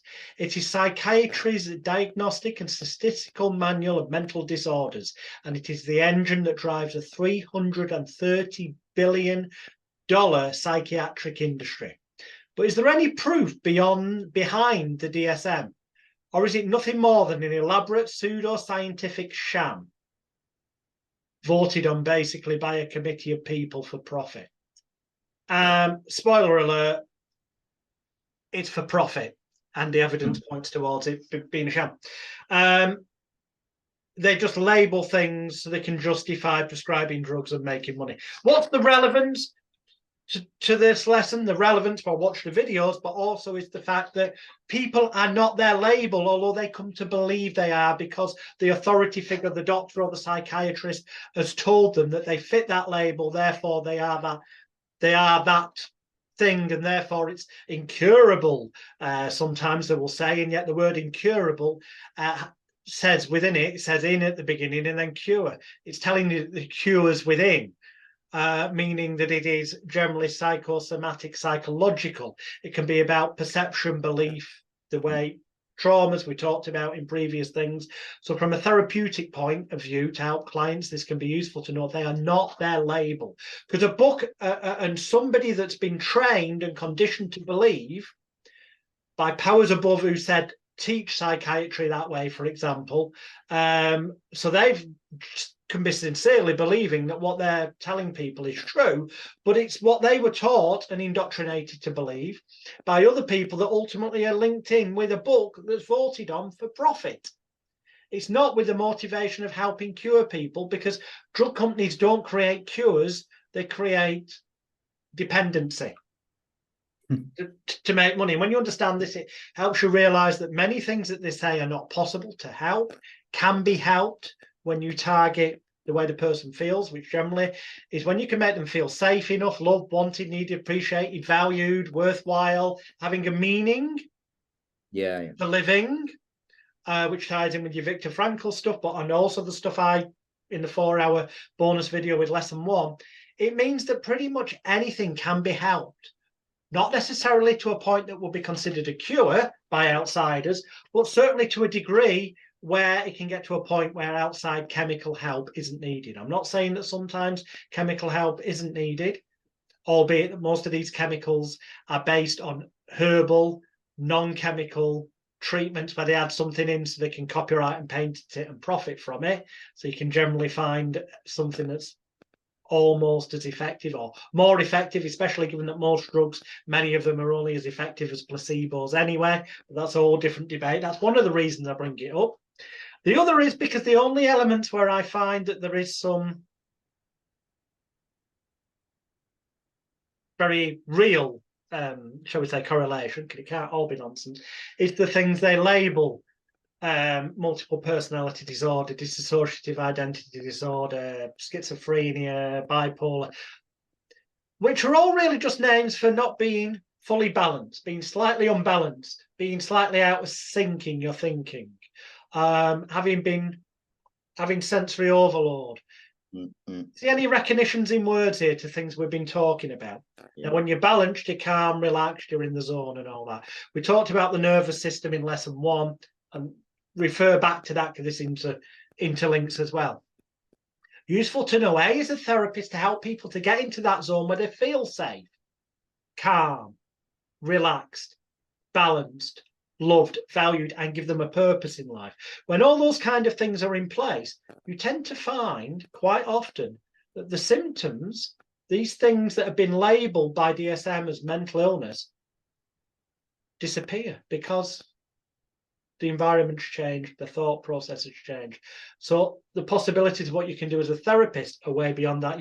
And the exact converse is true as well, the opposite.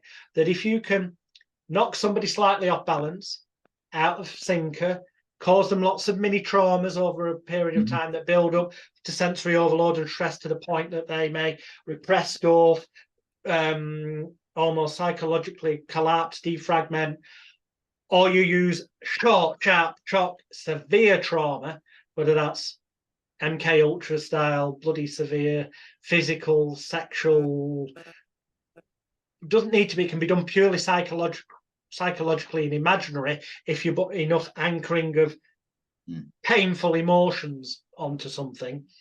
And in this lesson, you will find a link to where you can access a book, How to Create an Illuminati Mind Control Slave, that goes into exactly how they use trauma, whether it's physical, emotional, sexual abuse, to defragment people so that they kind of shut off the pain that's happened, repress it, so that consciously they're not walking around all the time thinking about having been raped or physically tortured or made to feel so inferior in life that they can't handle it, that they shut it off.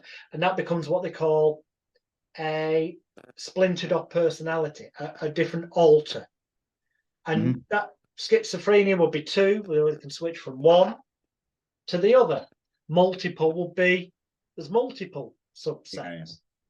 And this is something that can be purposely, through controlling the environment and the sensory input and situations a person's subjected to, that you can actually artificially make happen to somebody to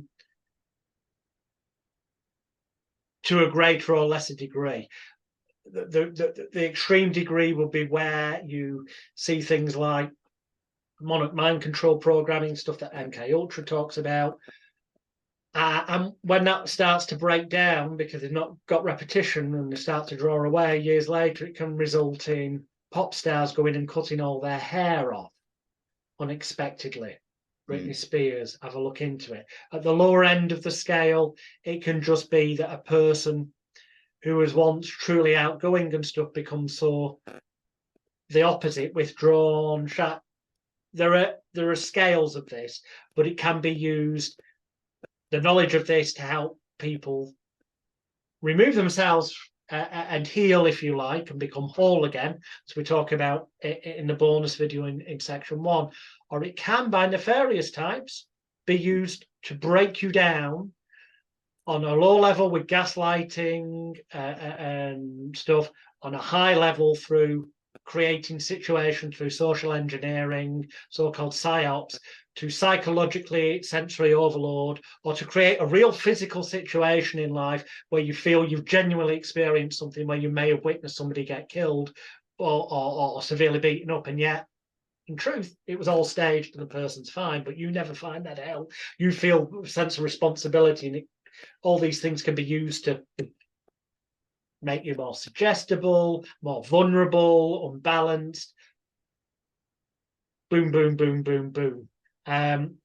So yeah, would you like to explain kind of going, because in the members area as well, you'll have propaganda by Edward Bernays and crystallizing public opinion. This can be done to a group as a whole through the group mentality as well. So I remember I was in another country and there was some training going on, and there was the formal part of it, and then there was some conversations to one side. I remember talking to one of the people who was an expert, and they started to talk through DSM, not desperately seeking meaning. So when we follow the podcast while we're listening to it. We're going to get some decent people on there.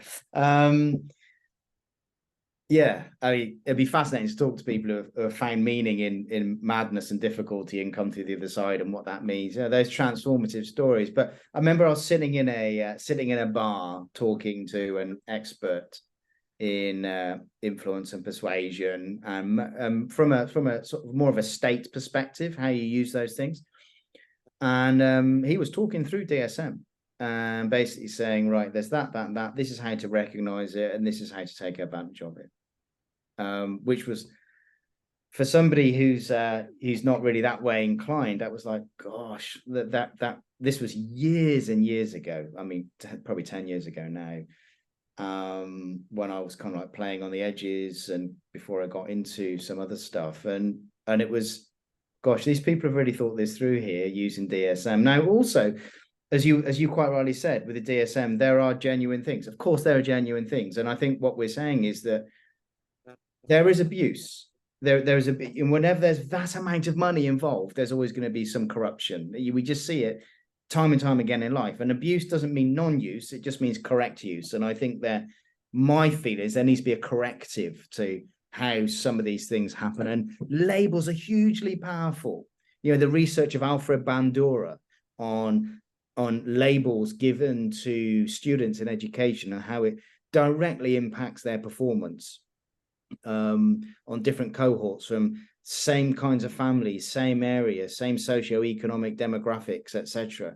And how labeling from teachers, they expect you're not going to do very well repeatedly, as opposed to you're going to do really well. And they have the same IQ, the same social background, the same parenting, all that kind of stuff. And of course, the ones that were labeled you're going to do well did better, and the ones that weren't labeled, you know.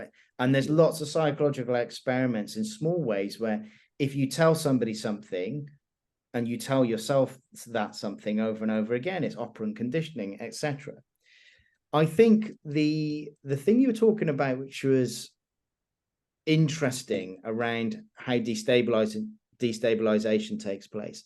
Sometimes when I look at society now, and this is a bit sort of philosophical maybe, but I look at it and I think, you know, in the UK and other parts of the world, in the media now, you've got destabilization in politics, destabilization in the economy, destabilization in health, destabilization in national security, countries at war.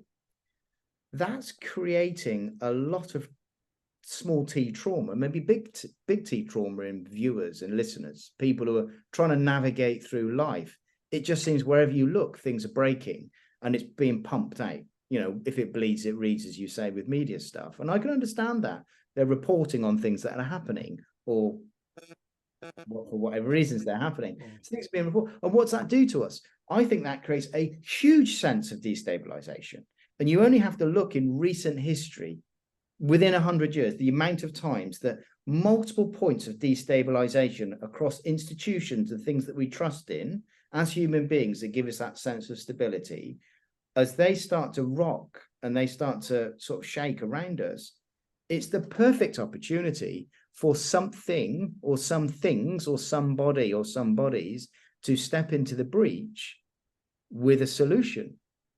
And that's massively powerful. So a micro level, and I'm always interested in the micro, I'm sometimes asked to work with teenagers of wealthy individuals who are going to go, and I've mentioned this before, on their gap year or traveling.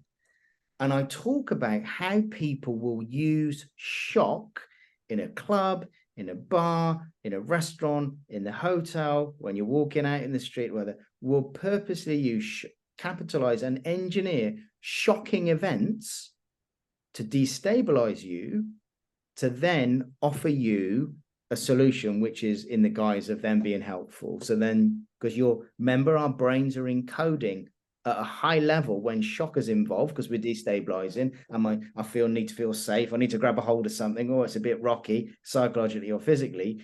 If somebody then steps into that situation with a solution and proximity and presence, we then get latched. There's a latching, there's a connection that we associate with them, and therefore we're more suggestible. And it can be as simple as a loud bang or a noise or something being knocked off a table where there's a table. So I demonstrate this, and then, you know, usually the young guys, you know, 16, 17 years old, oh, I'll never fall for anything like that, Paul.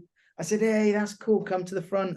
And I always make sure I've got a vase, you know, glass, water, pitcher, whatever. And as they walk to the front, I'll reach over to say hi and I'll smash it on the floor. The water and glass there. I said, now give me your watch. And invariably, they'll give me their watch. Yeah, excellent. Yeah. It's only because they are hijacked at that moment because of shock. And I say, why have you given me this? Or I say, now sit down on the floor. And they'll sit on the floor. And they're like, what the hell am I doing sitting on the floor? Because I told you to. And all I've done is I've taken advantage of the shock, the destabilization, put in a command, which is a suggestion, very overt, and 9 times out of 10 people will comply. And you have that at micro levels and macro levels in society as well. So that's what I think to all of that, by the way. It's orientation and confusion, as I refer to it in the bonus bit of lesson 1. So yeah, Rat Mind Control Slave book, the access to it is in the members area with this lesson.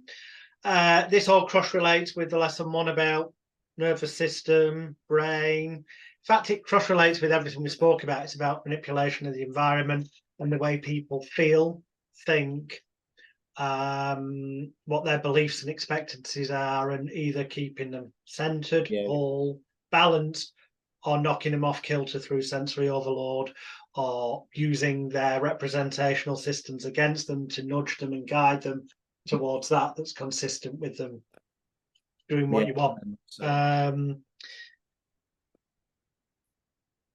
Big word that jumps out here next then is, and this will come up again in the next lesson, when I will dig in the next lesson to the things that were alluded to be in this lesson, but it hasn't happened that way. So it's going to be the last lesson where we're going to things like how to beat lie detectors, you know, and how to win arguments, how to elicit things, how to amplify trust. Yeah.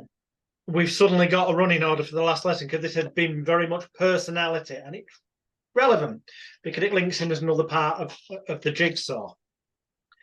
So we've talked about ways to make people unbalanced, knock them off center, sensory overload, countermeasures. How you as the individual who might be going into, well, whether it's everyday life, business meetings or whatever. And I don't mean, because obviously when we talk about lie detectors in the next lesson, we'll go into more depth about causing yourself pain and distraction to beat them and fudge things. That's not what I'm about. I mean, things that you're more aware of when people are trying to use things against you, and what you can do generally to make it less likely to have a massive effect on you. Yeah. I mean, two things I say to people. Remember the Pareto principle, 20% of your inputs give you 80% of your outcomes. There's lots of things you can do that are good to do, but these top two, I think, the two or three make the world of difference. Number one, play the rests. Act, don't react, basically. So something happens. Now, there's some things that are going to be life-threatening. You've got to jump out of the way of and respond. But most things that we encounter in everyday life are the shocks, the noises, the approaches, and this, that, and the other. Just play the rest. Just be silent for a bit. Yeah, okay. You don't have to make a decision. There's very few times we need to make any other decision other than not making a decision. That's a decision. Just make a decision not to make a decision. Play the rest. That is really, really useful. The second thing that I say to people as well is breathe. Just breathe. Don't breathe through your mouth. Go through your nose. And that has a different effect than going, because when we breathe through our mouth, we get shallow, and then we're triggering our systems as it is. So if something's happening, and just take a beat, play the rests. Yeah, that's interesting. Make a decision not to make a decision when something outside of your control happens that you're tempted to respond to. And it takes a bit of practice, of course it does. And take a breath through your nose. It's a different quality of where we take in the air into when breathing in throughout that. So we just breathe through your nose. And actually those two things, it settles that sympathetic parasympathetic system back to session one. And taking a break is not what the nefarious actor is expecting you to do. They're expecting you to move. They want to get you, remember, we don't, in the same way when we're influencing people, we don't want to get stuck in the cul-de-sac. We want to keep moving. A nefarious actor does not want you to stop so that your senses turn on and you say, what the blazes? I'm not doing that. Actually, what we want to do is we want to slow down so that the energy is in us rather than being there pushing us. Those are the two things I say to people. And if you want the third, default answer is, no, I'll think about that. Oh, that's what, no influencer, persuader, nefarious actor wants somebody to say, no, I'll just go and think about that. Because you've stopped them. They're not moving you along the line. So take a beat, take a breath, take some time to say, I'll have to think about that. And actually you do those three and you're going to get out of most trouble. You know, you're going to be inoculated against most of this stuff. Don't get too pissed. Don't take too many mind-altering drugs, if any. Yeah, that's right. All of those make you more likely to be more easily manipulated or to perceive things or not react as and it's good to know yourself. I'm not a drug user. Outside of I use alcohol and caffeine. But when it comes to alcohol, I know where I go if I have too much alcohol. And of course, my resistance levels are lower. So sometimes in the safety of your own home, if you really want to get into this world and understand it, etc., understand where you go if you like alcohol, and you go into a setting where there's lots of alcohol and therefore the opportunity to maybe drink more than you think or you realize because social environments, you need to understand, if you really are thinking this through and you're traveling and that and you're whatever, just to understand how what happens to your body as you metabolizing it. Are you a fighter? Are you a lover? Are you more aggressive? Are you more open to agree to things? Different people go different ways. So some friends of mine, they drink spirits. They're very aggressive. So they just don't drink spirits because they could do without fighting. Other friends of mine, they drink alcohol and they just want to kiss everything that moves. So unless that's your thing, don't do it. Know yourself. And you're exactly right. Don't take stuff that puts you out of control, because you need to be in control in situations that are unfamiliar. Very important. And the flip side of that, just because we're on it, is that, especially if you, hypothetically here, but say you were to go to the bar to get drinks to someone that's left at the table, you can come back and look like you've got an alcoholic drink like they have, but in actual fact, it have no alcohol in it, being non-alcoholic. So that they end up pissed before you, or at a level where you're fully with it and they're not. Yeah, gotcha. I sometimes use the 1-to-3 ratio. So in certain situations, I'm not a big drinker, that's the thing. So, but in certain situations, alcohol and consumption of alcohol is actually part of the process, is part of the conversation. It's part of what it means to meet, greet, and get to know people, regardless of whether it's in, a more sensitive situation or a business setting or whatever. And so I'll often have, one drink to their 3 or one sip to every 3 that they do. I'm 5'6". So, and I'm not a heavy drinker. So my resistance to the effects of alcohol is lower than somebody who's used to drinking vast quantities and is bigger and has got a bigger mass. So, let's just play the numbers here. You've got to do, if you want to look like you're drinking alcohol with everybody else, but you want to maintain control on all your faculties, then use simple things. Have something with a lot of oil in, before, olive oil and stuff, before you go into the setting, or milk, or whatever it is to line the stomach and slow absorption down, if that's indeed possible, or a certain meal. Do a 1-to-3 ratio on the drinking. Say you're an alcoholic and you can't drink. Whatever it takes. But keep control, because knowing what we've talked about in this lesson about personality types, drugs and alcohol amplify parts of our personality. And so they, if we're trying to be a little bit more circumspect, under control, it's going to amplify, because the resistance levels are down, and what we think we're doing is not exactly what we're doing. If we were being filmed afterwards, it's an amplifier. So therefore, if somebody is wanting to understand your personality type under stress or arousal more, that is a great time to observe you, and then see what you really like. And also, if you slip up, there's data that you might be giving that may be used against you in future. Happens all the time in business espionage. Happens all the time with honey traps. Happens all the time. And it's not just the world of spooks.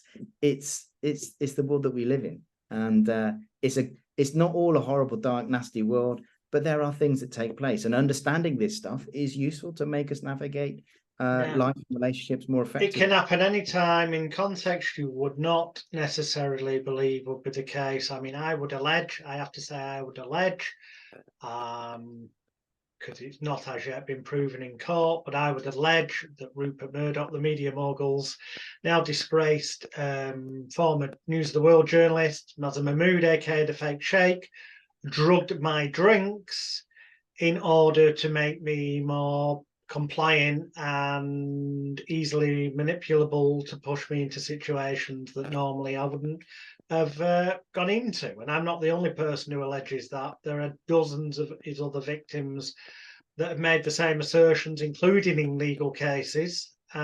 He denies all allegations, although I have a statement, a legally sworn, under oath statement from a gentleman called Steve Grayson, who used to work as driver and photographer alongside Mazza Mahmood.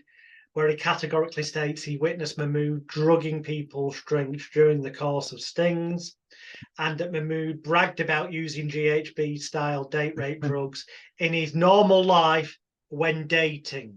Make of that what you will. They're not my words. They are in the statement, which anyone can go on my Celebrity Hypnotist YouTube channel, look in the Fake Shake playlist, and there's a video with copies of those statements with permission from Steve Grayson. He's allowed me to make them public on there. So, you know, if a so-called once claiming to be respectable media organization can use such techniques to end up framing people and putting them in situations they would never normally do or think of,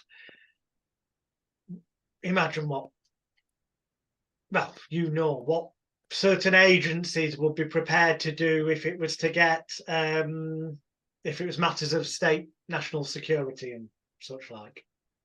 Yeah, there are some of these agencies are focusing on disruption as opposed to evidence gathering. And so, yeah, there's all sorts of things that go on, and yeah, different off-book organizations, I'm sure, that exist doing whatever they do. Yeah, yeah. There's some good films about all that kind of stuff. There is. So when people have, I'm going to call it, just because we talked about DSM-5, what they would label up as some kind of personality imbalance or disorder, which, because according to DSM-5 and stuff, post-traumatic stress disorder, complex post-traumatic stress disorder, is next to impossible to deal with without long-term medication.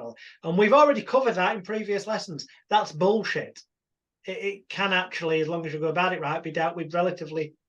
Oh, yeah, for sure. Quickly. For sure.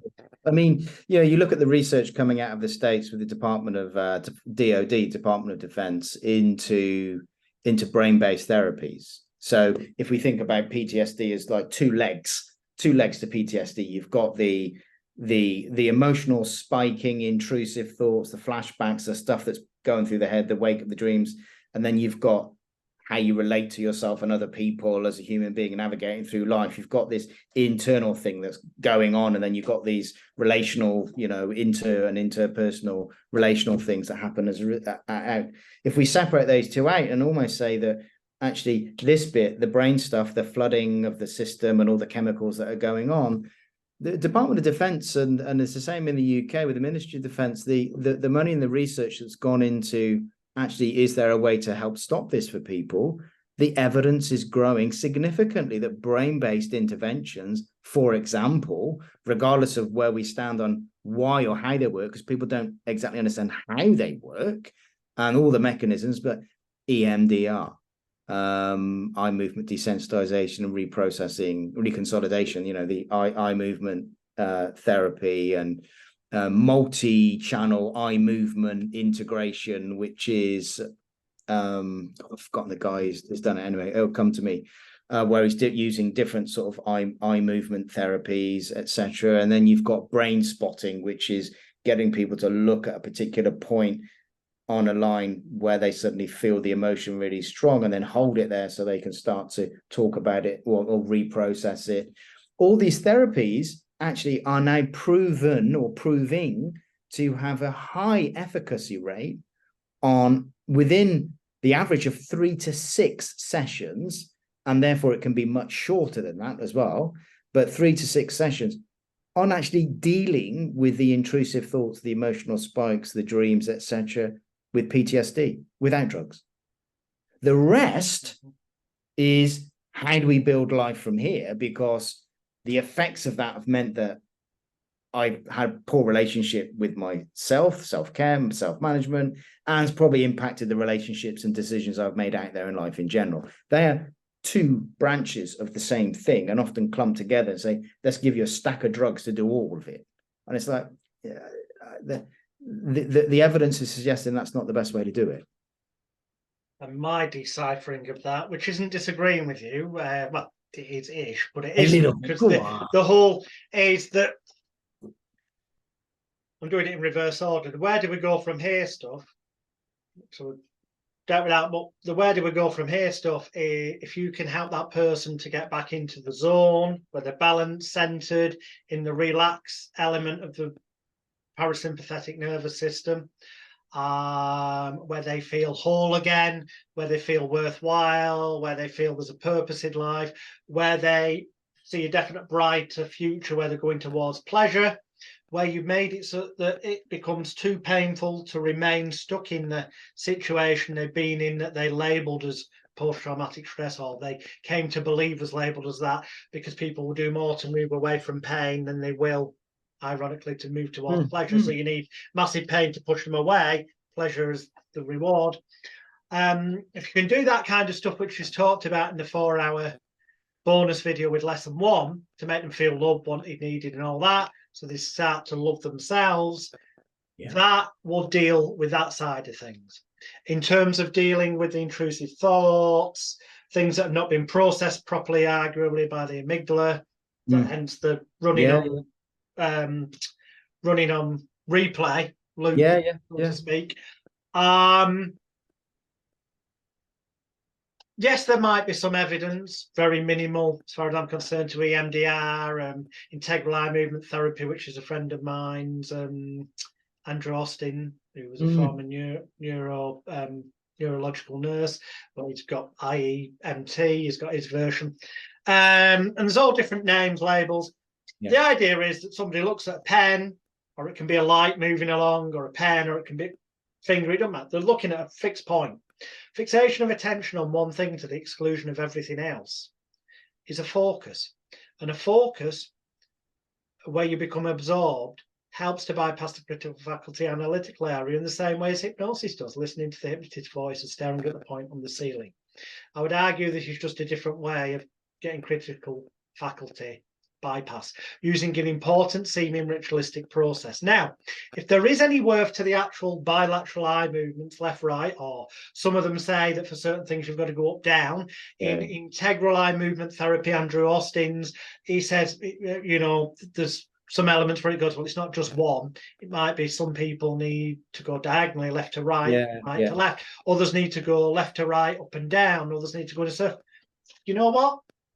I have at multiple live events, both online and in person, and with therapy clients, gone, fuck it. Let's have an important seeming ritualistic process that I can sell to them as being, have you heard of eye movement desensitization and reprogramming, EMDR, or integral eye movement therapy, Andrew Austin's IEMT, or any of the others?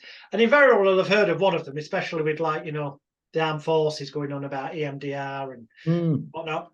Or have read something in the media, and if they haven't, you can go, well, it's used by these people, so it's giving it that authority or rapport belief thing.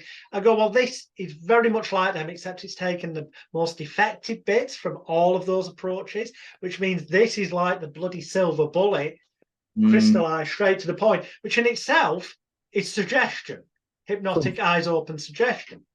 But that's inherent as a placebo triggering all of those other approaches anyway. And I will literally get them to stare at the, I'll just take the background off briefly, because otherwise you won't see the pen. Move around. But I'll get them to stare at the pen, and here we go. I'll go, follow it with your eyes. So they've got to go left to right, left to right, left to right. I do it at least 3 times. So it's gone 1, 2, 3. And I won't even pause, or if I do pause, it's only very short. I'll go, keep following it, up, down, up, down, up, down, back to the centre. Diagonally this way, diagonally, I'm trying to do it without looking at the pen, so diagonally this way 3 times, diagonally that way 3 times, and now look at it and follow it round this way, in a circle 3 times, this way in a circle 3 times, and now back to the centre, and blink, blink, blink, blink, blink, and I get them to blink 3 times. Now close your eyes, take a nice deep breath in through your nose, and then out through your mouth, and just let it all go. Just let it go, let it go, let it go. And now just open your eyes, and then I go through the scale of 0 to 10 century units of distress scale, using the trick method with the spatial anchoring that I talked about in a previous lesson.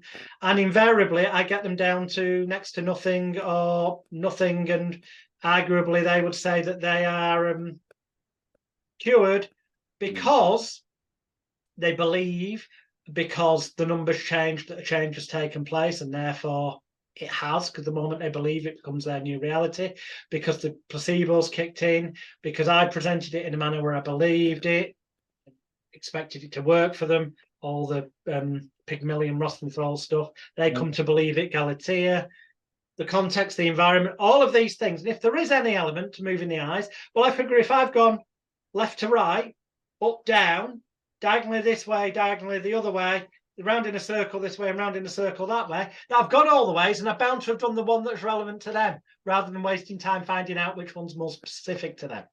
Yeah, your approach is throw as much mud at the wall as possible and something's going to stick. I get you. But it actually saves time, ironically, because you don't have to do all the finding out which one's most likely to them if there is any nonsense in that.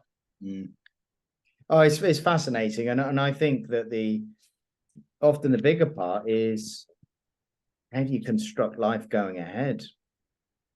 Yeah, which is making them feel whole again and feeling that they've got the resources within to handle situations and stuff.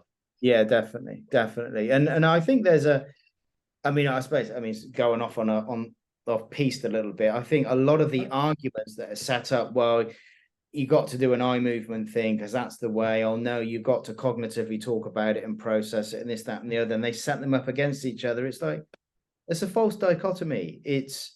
There are often two or three things taking place at the same time, and they have an interrelationship in terms of they can be generalized down and cascaded, but there are elements. And I think, when we get on to talk about elicitation, how we do that, and how we influence people based on what we've elicited and how you can do that in a very fancy way and all this kind of stuff. It's about structure. There's a structure to how we personally want to talk about the world, how we feel the world, how we interpret the world. And actually, if we just take enough time and listen in a really, really, really good way, we can listen for the structure that somebody's given us verbally, tonally, physically, body language wise, eye wise, whatever wise it is. There's a structure. And once we've connected to that, we've connected to how they are doing whatever their version of the world is. And that's the place of trust and influence. And you can make it better or make it worse by being helpful or being an idiot, I suppose. Indeed. Thought came to me then. There is within these approaches that sadly, well, I say sadly, they're made up so that people can justify charging for a course and they don't tell them the truth. That harks back to the 4-hour video with lesson 1. But there are elements, there's often an element that does have a basis.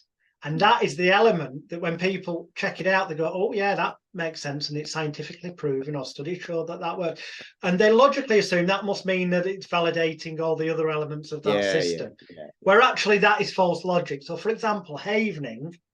Is this the one? Paul McKenna's a big proponent of, which is what I call it the big load of shit, because they get you to imagine going on a beach, then a lawn, and then downstairs when you do the 3 cycles. Notice the power of 3 again, because it's like, we're all attention, bypass critical and get it to the unconscious, subconscious. Power of 3. One of the things is that the rubbing their arms, and I'm not going to go into great depth because this is stuff I teach in the Elite Hypnosis Bootcamp. But the point is here, my right arm is rubbing my left. My right hand's rubbing my left arm. My left hand's rubbing my right arm. So right and left brain, we spoke about it before. By doing both at the same time, you are occupying your left and right brain and arguably bringing them into alignment, hemisync.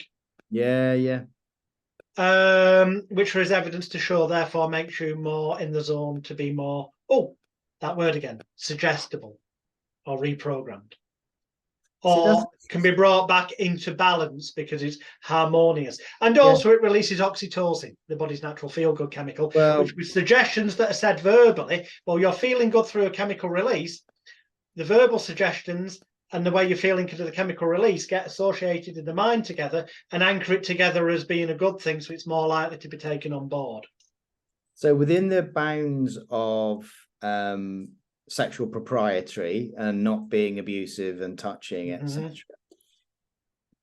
That caveat to one side, because we want to respect people's space and their bodies. You'll notice with a lot of people, and I used to be around a lot of politicians and people in powerful, when they're in their high touch press flesh influence mode, you'll often find a handshake and a small tap on the back of the arm. Yeah, good to see you. Bang, bang.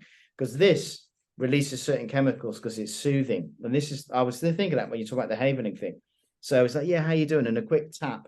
And Cialdini and others, when they did the influence research, noticed that when waiting staff touched people, they were up to 7 times more likely to tip them.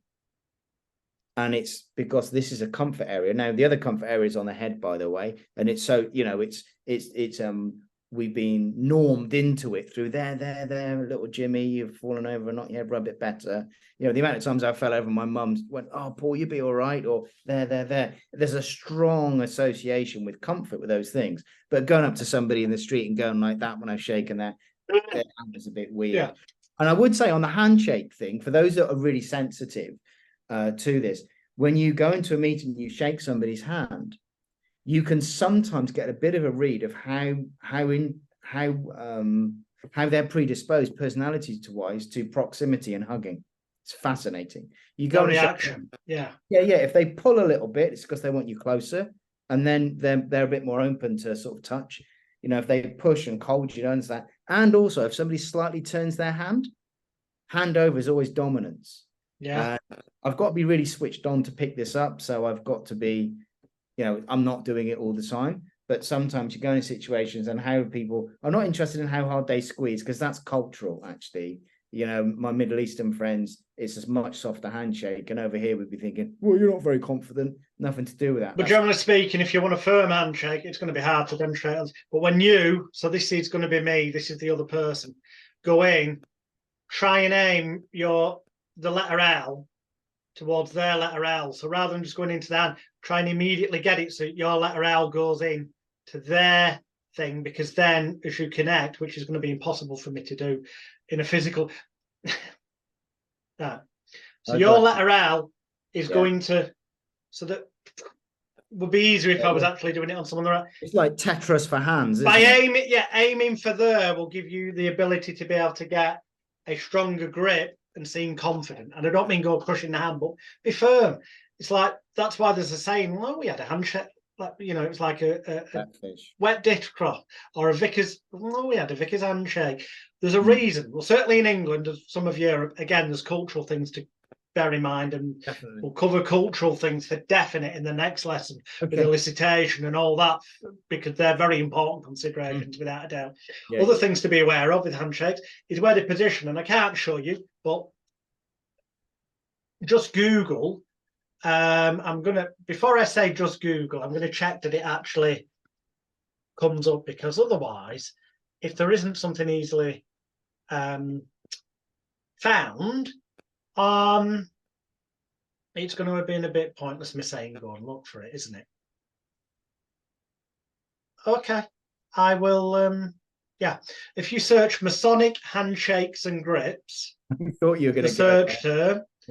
And I'll put an image in the members area, but if you search Masonic handshakes and grips in Google, and obviously if you're in different places in the world, it may be that what are deemed as secret societies, private members clubs like the Masons, have their own handshakes or body movements or greetings that you can research.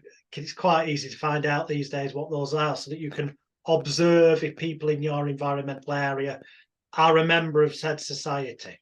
Now, it may not, it's not 100% reliable, because they may be someone who's done the research or had a family member or a friend who's shown them what those handshake grips or movements are, finger positions and whatnot, and is using it so that if they encounter somebody, that they get treated and accepted initially, because then the person, if they're curious, is going to start asking questions that, if you don't know what you're on about, it's soon going to unravel the fact that you're not a Mason, for example. But in some circumstances, having a knowledge of such things can be useful, is my point. You got comments on? I was just thinking through lots of situations where I've been aware that my knuckles have been squeezed in a particular way. All these things that make sure you got a backup. If you're going to deploy stuff, you better be prepared for what's going to come next, which is the what specifically question, whichever way that's phrased. So yeah, I would always say only deploy what you can specifically counter and answer. Yeah. Know your craft, know your end result. Handshakes and grips. I'm just getting a couple of images there to go in the members area, but do a Google search. There's tons of them. There's, and sites that will give you the breakdown, and there's even video these days on YouTube. There's videos teaching. Yeah. It just it's not just Masons. I know that sounds a bit, but it just different clubs and societies have their own rituals, or like martial arts, you've got the classic, you bow to them. There are things that, depending on what environment you're going into, it can be worth researching and finding out, especially if you're in a 005.5 situation, I would guess, knowing if there is any rituals or things that may make you more easily accepted, even if it is saying, to be honest, I didn't really know about that, but I wanted to make a good impression, so I researched it. Sometimes just being honest, but showing that you made the effort can be a ploy in itself. Goes a long way. Respect, curiosity, interest goes a long way. And like the research we get and all those other people, it's just worth looking at, particularly for our viewers who are just about to embark on front end of a career change, which is going abroad, etc.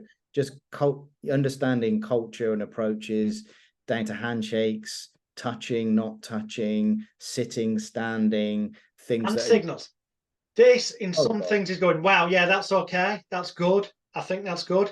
In some countries, this would be insulting and offensive.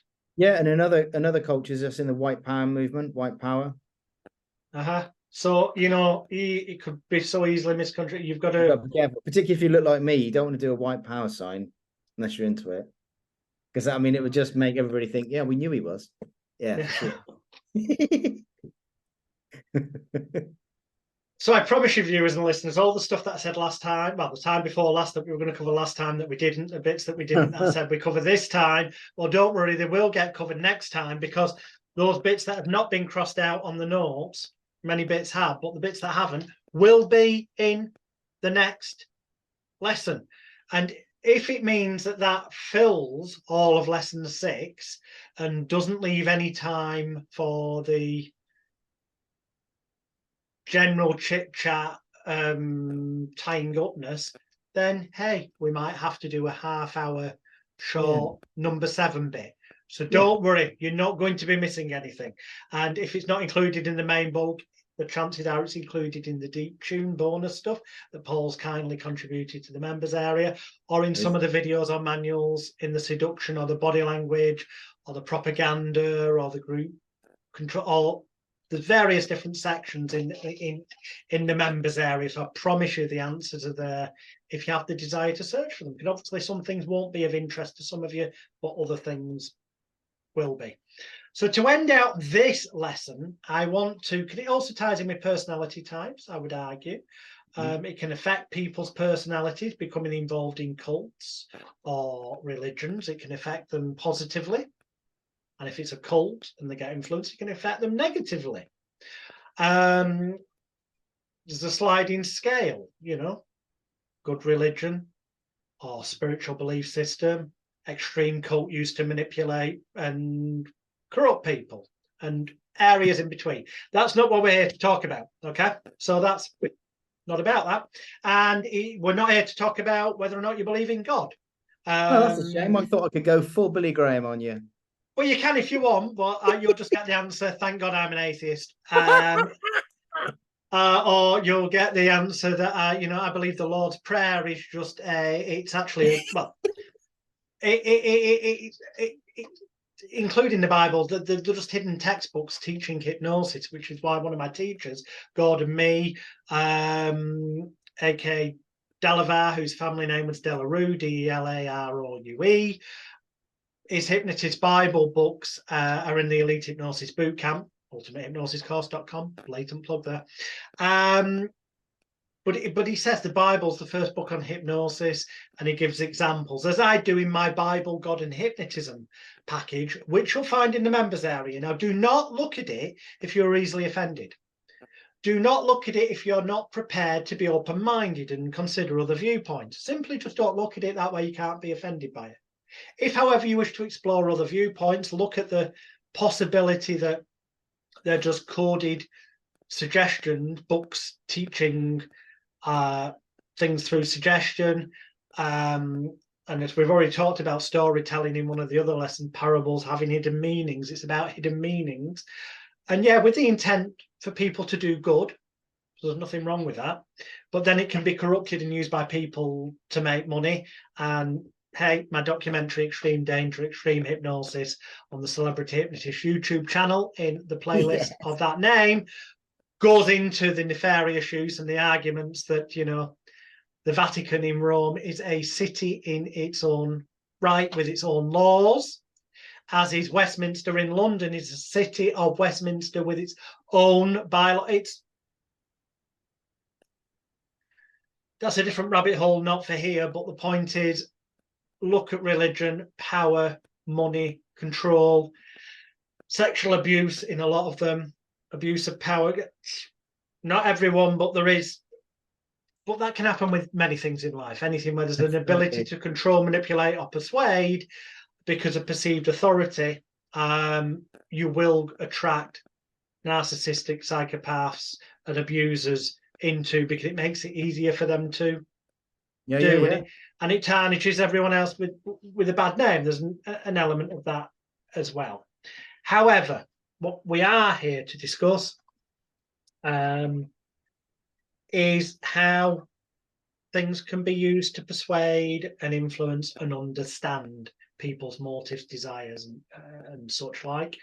And I would assert and argue, as it were, that knowing someone's religious viewpoint and on what level of that scale they are they, you know, yeah, I believe in God, I possibly, there must be something bigger, but I'm hedging my bets for the end days when I die, or hallelujah, every day the first thing I do when I wake up is pray to Lord, and I pray at lunchtime and in the evening, and are they off the scale, and everyone they meet, they've got to tell them they're having a personal relationship with Jesus Christ, which sounds a bit dubious to me anyway. Understanding where they are can help you to understand their drivers, what would motivate them is one element, and where the vulnerabilities are if it was from the nefarious actor side of things. For sure.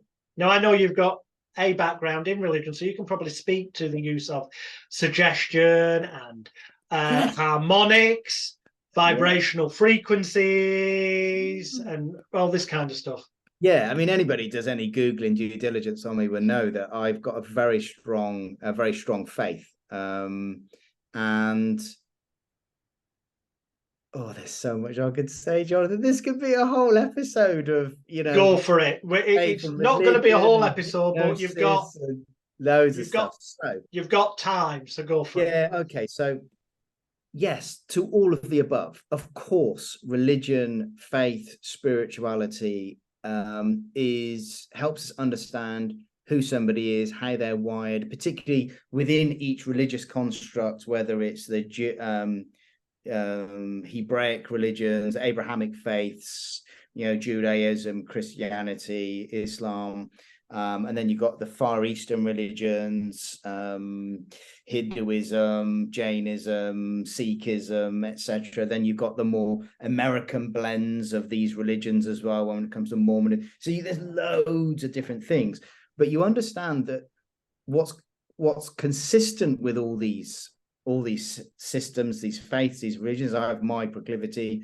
is the fact that faith is at the heart of it.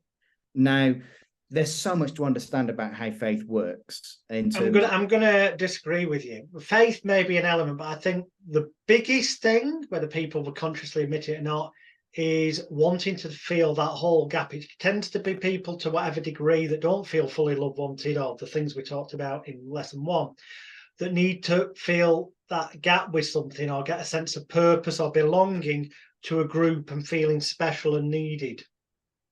Yeah, I suppose there is that. I don't think that's the primary thing, or if it is, it's something that is fundamental to the human condition.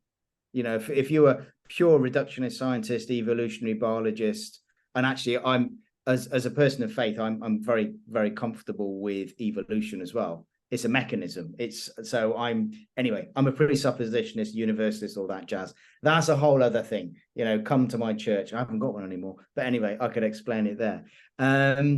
But I think there's certain things. So let's take hypnosis for argument's sake. When I was in church work, people thought I was a hypnotist. Why?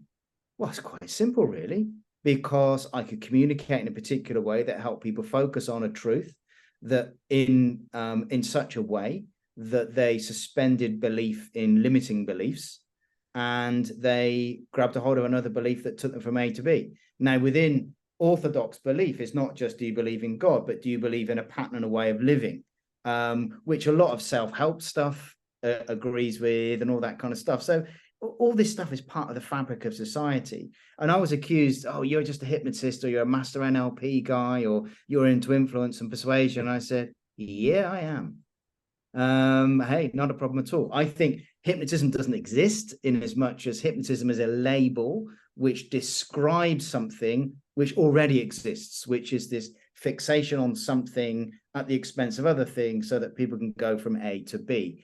Now, that's a beautiful thing. Why wouldn't we want people who are X becoming more of themselves so they can live as Y? So I think that hypnosis is just catching up with the deep issues of spirituality and religion and faith. Actually, that's my controversial opinion, maybe. I think that hypnosis is just labeling something that's already in the fabric of society and humanity for eons past. Now, it helps us to describe the mechanics of what's taking place. And that's something else, that's mechanics. And even when we look at, biblical text, Jewish text, Christian, New Testament text, Gnostic text, you see embedded within the language. So say, for example, we use the word love in the English language. Now, in the Greek language, there's 3 or 4 different meanings for that single word love. In the Hebrew language, there's word pictures to do with that. So once we start to break down the meaning and the word pictures in the language, you start to find all sorts of things around, hang on a minute, in order to understand that word, you've got to visualize. And when you visualize, your mind goes to places and you change your state. And when you visualize that, you go back to places of great resource that you can bring into today. Oh, hang on a minute. That sounds just a little bit like NLP, hypnosis. And our brains change when we do that, when it talks about you're transformed by the renewal of your mind in the New Testament scriptures. And the word transformed is where we get comes from the word metamorphosis, which is a change from one state to another through pressure, heat. Oh, we understand that our brains burn carbohydrates when we change. Oh, hang on a minute. So now we're talking about neuroplasticity. Yeah. It's important that we've got all these brilliant terms, but it's not just about, was it in the Bible or not? I don't even think that is the primary issue. I think the issue is we as human beings are made to be like that. And therefore, everything that comes, whether it's religion, science, etc., which I see are completely combined and there's no tension between the two, is just the discovery of all this amazing stuff which is in us as human beings. And I think if we're going to throw another word in, hypnosis and NLP, covert influence and persuasion, that's just describing, that's the uncovering, if you're into people like the Christian mystics, the unfolding of the wonders of God's creation. Now, I might not use such fancy titles, but I would say that, hang on a minute, we're on this amazing voyage of discovery. So when people used to say to me, oh, well, Paul, I think you're a hypnotist, I was, really? Oh, I should be afraid I'm offended. Why am I doing it? I thought, actually, they're just describing something amazing that's taking place. And I'll finish with this. There's a bit in the Greek New Testament, which is where Christians get a lot of their teachings from, where it talks about if you believe in your heart and confess with your mouth Jesus, whatever, you'll be saved. Now, there's all sorts of Greek meanings. Salvation's about wholeness, spirit, soul, and body. It's not just a ticket to heaven, wherever the hell that is, if you can say that. Everybody gets in, as far as I'm concerned, which puts me on the heretic thing. But there's a principle, and the principle is, if you can get somebody to trust, believe in their heart, you, it, or something, and then confess, which means to say the same thing as somebody else, as the person influencing, whoever that is, God, the divine, another person. I know I only need two things. I need trust, somebody to trust me, and the ability to change what they say into themselves about me, them, and the situation, and out of themselves in terms of what they do.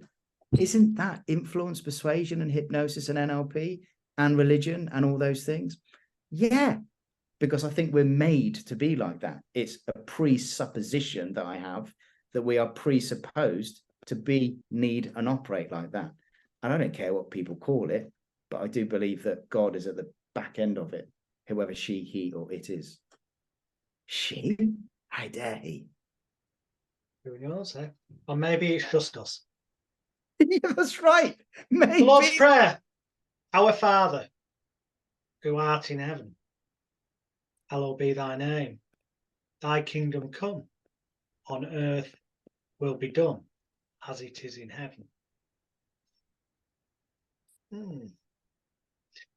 What if this is just called for our Father, parent, adult, child? Father's a parent, parent, adult, child, adult ego type.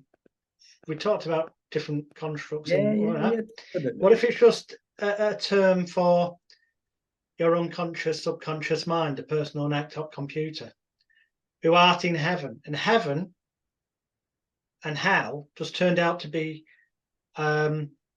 psychological perceptions of the world and situations. Yeah, definitely. So our Father, who art in heaven, hallowed be thy name.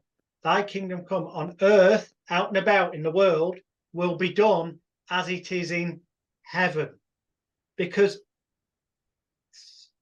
before anything can become an external action, it has to be an internal thought, feeling, energy, and or emotion.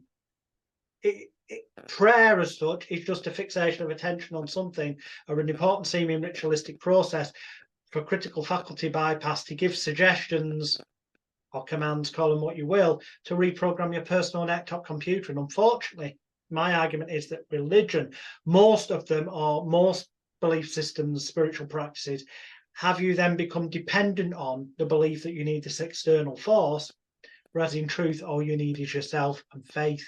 Faith still is important, but you've got to have total faith in yourself. Now, if there is a bigger thing, then maybe that's this mechanism that we're all energetically intertwined somehow, which goes back to what we talked about in a non-New Agey manner in previous things about going into a room and feeling you could cut the atmosphere with a knife. So if we're vibrationally energetic, on a interconnected somehow, then that can also be what's termed as the universal consciousness. And if you look at people like Nikola Tesla and Einstein and great inventors, all of them talk about, you know, maybe waking up and ideas come to them as they're drifting off to sleep. Well, that's that transitional sleep period. Critical faculty bypass, it's the use of the imagination. So were they connecting to a higher consciousness? As in, that's why often when something's invented and painted, if you look, you find other people come out and go, I came up with that recently. What numerous people around the world have. Is it, well, the person who got the patent was the first to pass the poll, so to speak. It's tough luck sometimes. Because it's all there. Is that why it says in the Bible, it's divine power gave us everything we need for life? Yeah. I think so. Because it's basically just saying everything's there around you. You've just got to find it. Exactly. And I think, oh gosh, maybe we should do another thing on this sometime anyway, because I think people would, I mean, I would probably come out as a heretic by some, but you're describing versions of mysticism, whether that's in the, you know, Christianity, Judaism, Islam, you know, certain areas to do with Hinduism, this sense that actually, yes, we are, with a small g, somebody would say that, but we're all kind of like, we're all God's divine, or whatever you want to describe it as. And it's both and, it's not either or, it's just all out there, and we're just like these, just amoebas with these blobs trying to navigate our way through. Neither is it totally all about us, and we're disconnected from everything and everybody, both that we can see here now and understand into the future. Somehow this mystery is all of these things coming together in this weird space-time continuum, etc. And that's why I'm always interested in, so bringing it all the way back to influence of persuasion and hypnosis and therapy and winning trust and building trust, is always, there's two elements. There's all these bigger things and principles. We're connected to something and people outside and bigger than ourselves. But actually, there's a very real right here, right now. How does this work? And I think that you can hold both those things at the same time. And yeah, and that's why I feel chilled about navigating my way through. I didn't used to, though. I used to think, oh no, people think I'm something that is evil. But now I'm thinking, do you know what? You confuse me with somebody who gives a damn. Excellent. As I say, in the members area is my Bible, God and Hypnotism package, where it breaks down different religious texts and deciphers them, like I was mentioning with the Lord's Prayer, what I believe it's really saying, and how it is really just a kind of textbook for positive suggestion. Oh, you could definitely read it. Definitely multiple layers. Very Kabbalah reading of that, by the way, Jonathan, but I'm sure you do that anyway. Yeah, covered in the package. But then also it covers how nefarious types can use such techniques outside of religion, or I could argue that it's purposely used in certain religions. Certainly when you get to like 100%. Scientology or evangelical levels of you Benny Hinn's taking tens of thousands of dollars a night, claiming healings that are nothing more than placebo and stage trickery. One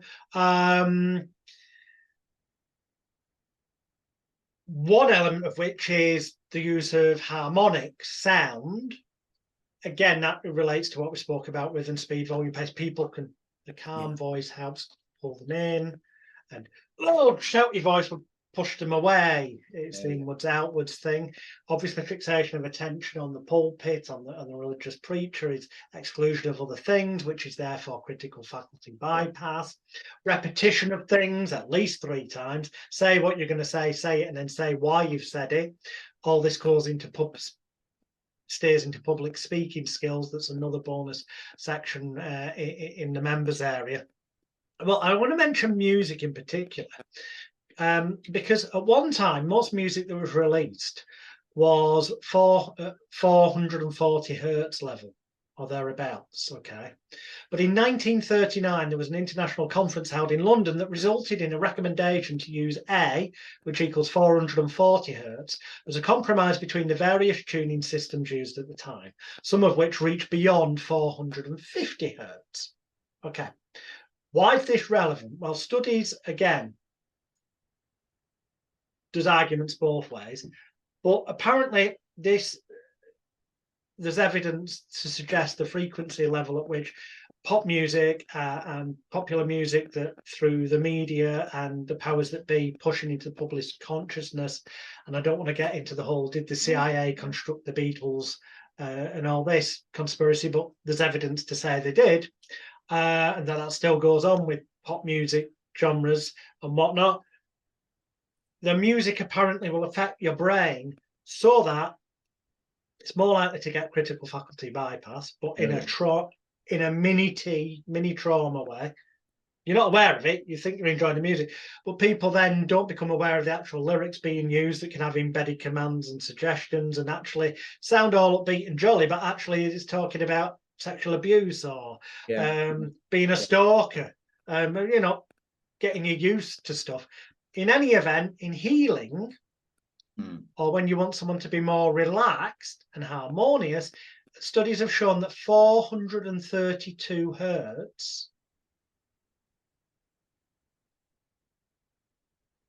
makes the person more relaxed. And you can have the exact same piece of music, but just at that different hertz level. So they won't suspect anything, but it will make them feel better. But the same meaning, you could alter the hertz upwards, and this ties in with audio oscillators, which can be you can be aware of an unconscious level without consciously hearing. Dispersion things you can hear, sometimes the buzz, but the technology is there, and it can be used positively for healing, as I've alluded to, or negatively to make people more pliable. Yeah. And so personally, I am very, very attuned to sound and music. So I'm very influenced emotionally, state-wise, if people want to use that phrase, by music. And that's why I can hear structure in language. So I'm musical, there's a correlation. So there's a guy I work with in the city. He is amazing at listening to this stuff, and he's an outstanding musician. But music moves me emotionally. And I don't even understand what people are saying, because then I get caught up with the rhythm. I get caught up with this, that, and the other. And that's pretty common. You can get that amazing rush and goosebump feeling listening to a piece of music, as you can do in a religious setting, as you can do in a non-religious, any setting. And it moves us, it anchors good or negative experiences as emotions into us. And that's why, call centers use music. Of course they do for certain things. They want to calm you or amp you up or get you off quickly in terms of... They use it wrong, though. It might be calming to start with, but when you've been on hold and hearing the same thing on loop for 10 minutes, it gets you very angry. Yeah, you just want to punch the screen. They could use with, rather than having it on loop, call center people, the idea is good in essence, but not when you get repetition of the same. Yeah, that's right. So long. But music's amazing, and it can break people down. So on the hard, watch Zero Dark 30. Zero Dark 30 is about how all the stuff that was used in Guantanamo Bay, etc., pre-Guantanamo Bay, in terms of how they sought to break people down to confess and comply. And of course, after a while, it just doesn't work. The kind of confessions you get out of people are saying anything for something to stop. But they use a certain type of music against a certain type of demographic.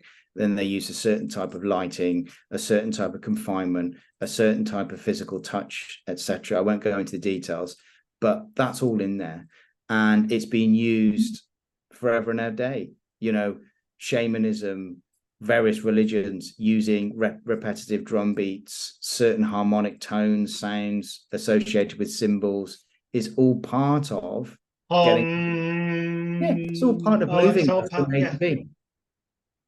And it can be used positively. I was in some spa months ago, and I'm not really into getting the old massage, but I thought, God, I feel tired being hunched over, being in a situation, went to massage, and had this soft, gentle music in the background, and I just loved it. And I knew exactly what was happening, but I thought, I'm loving it anyway. I'm just going to go for it, because it relaxed me and helped me get into a different frame of mind. Therefore, I was looking at things in a different way, and they could fill that frame with whatever darn picture they wanted. And I was just looking, loving it. But it gets us into a frame that we're looking through, and we're more susceptible to the things that are being painted on the canvas of our mind, because we've already put a frame around it. Anyway. Indeed. The more free somebody is, the more space there is, more escape routes, blah, blah, blah, blah. More relaxed and unpredictable they could become. The more that is confined or taken away from them, perhaps put in a room with no windows. This is why you tend to not have windows in casinos. You don't have clocks there, so it's easier to lose track of the time, and therefore be more likely to spend more. If you go to the extreme of it being a room with only a door, that when closed there is no lights, it's purposely made colder or warmer to one degree or the other. and that you are perhaps put into a tank of water up to your neck, total and fixed so you can't move, and there's a speaker in each of the four corners of the room, so that when the person's speaking, it comes from all four at once sometimes, but other times it moves around, so it causes total sensory deprivation and overload. Then you can get people to the point of being a blank canvas and totally reprogram their total personalities and get them to do the most nefarious of things. And I've only scraped the surface there. I'm not going to go into major depth.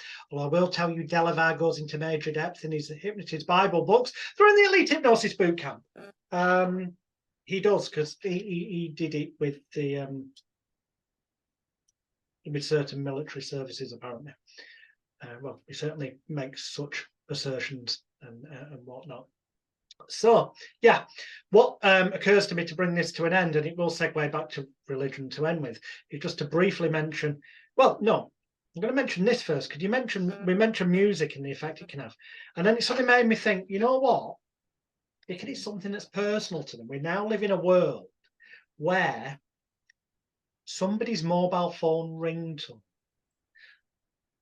the nature of what type of carry case they use for the phone. Are they using one of those things that just sticks on the back? They can put the finger through this ring, or have they got a leather case that opens that older people tend to have, or is it just a case with a design on the back? What's the design of it? What does that say about their personality?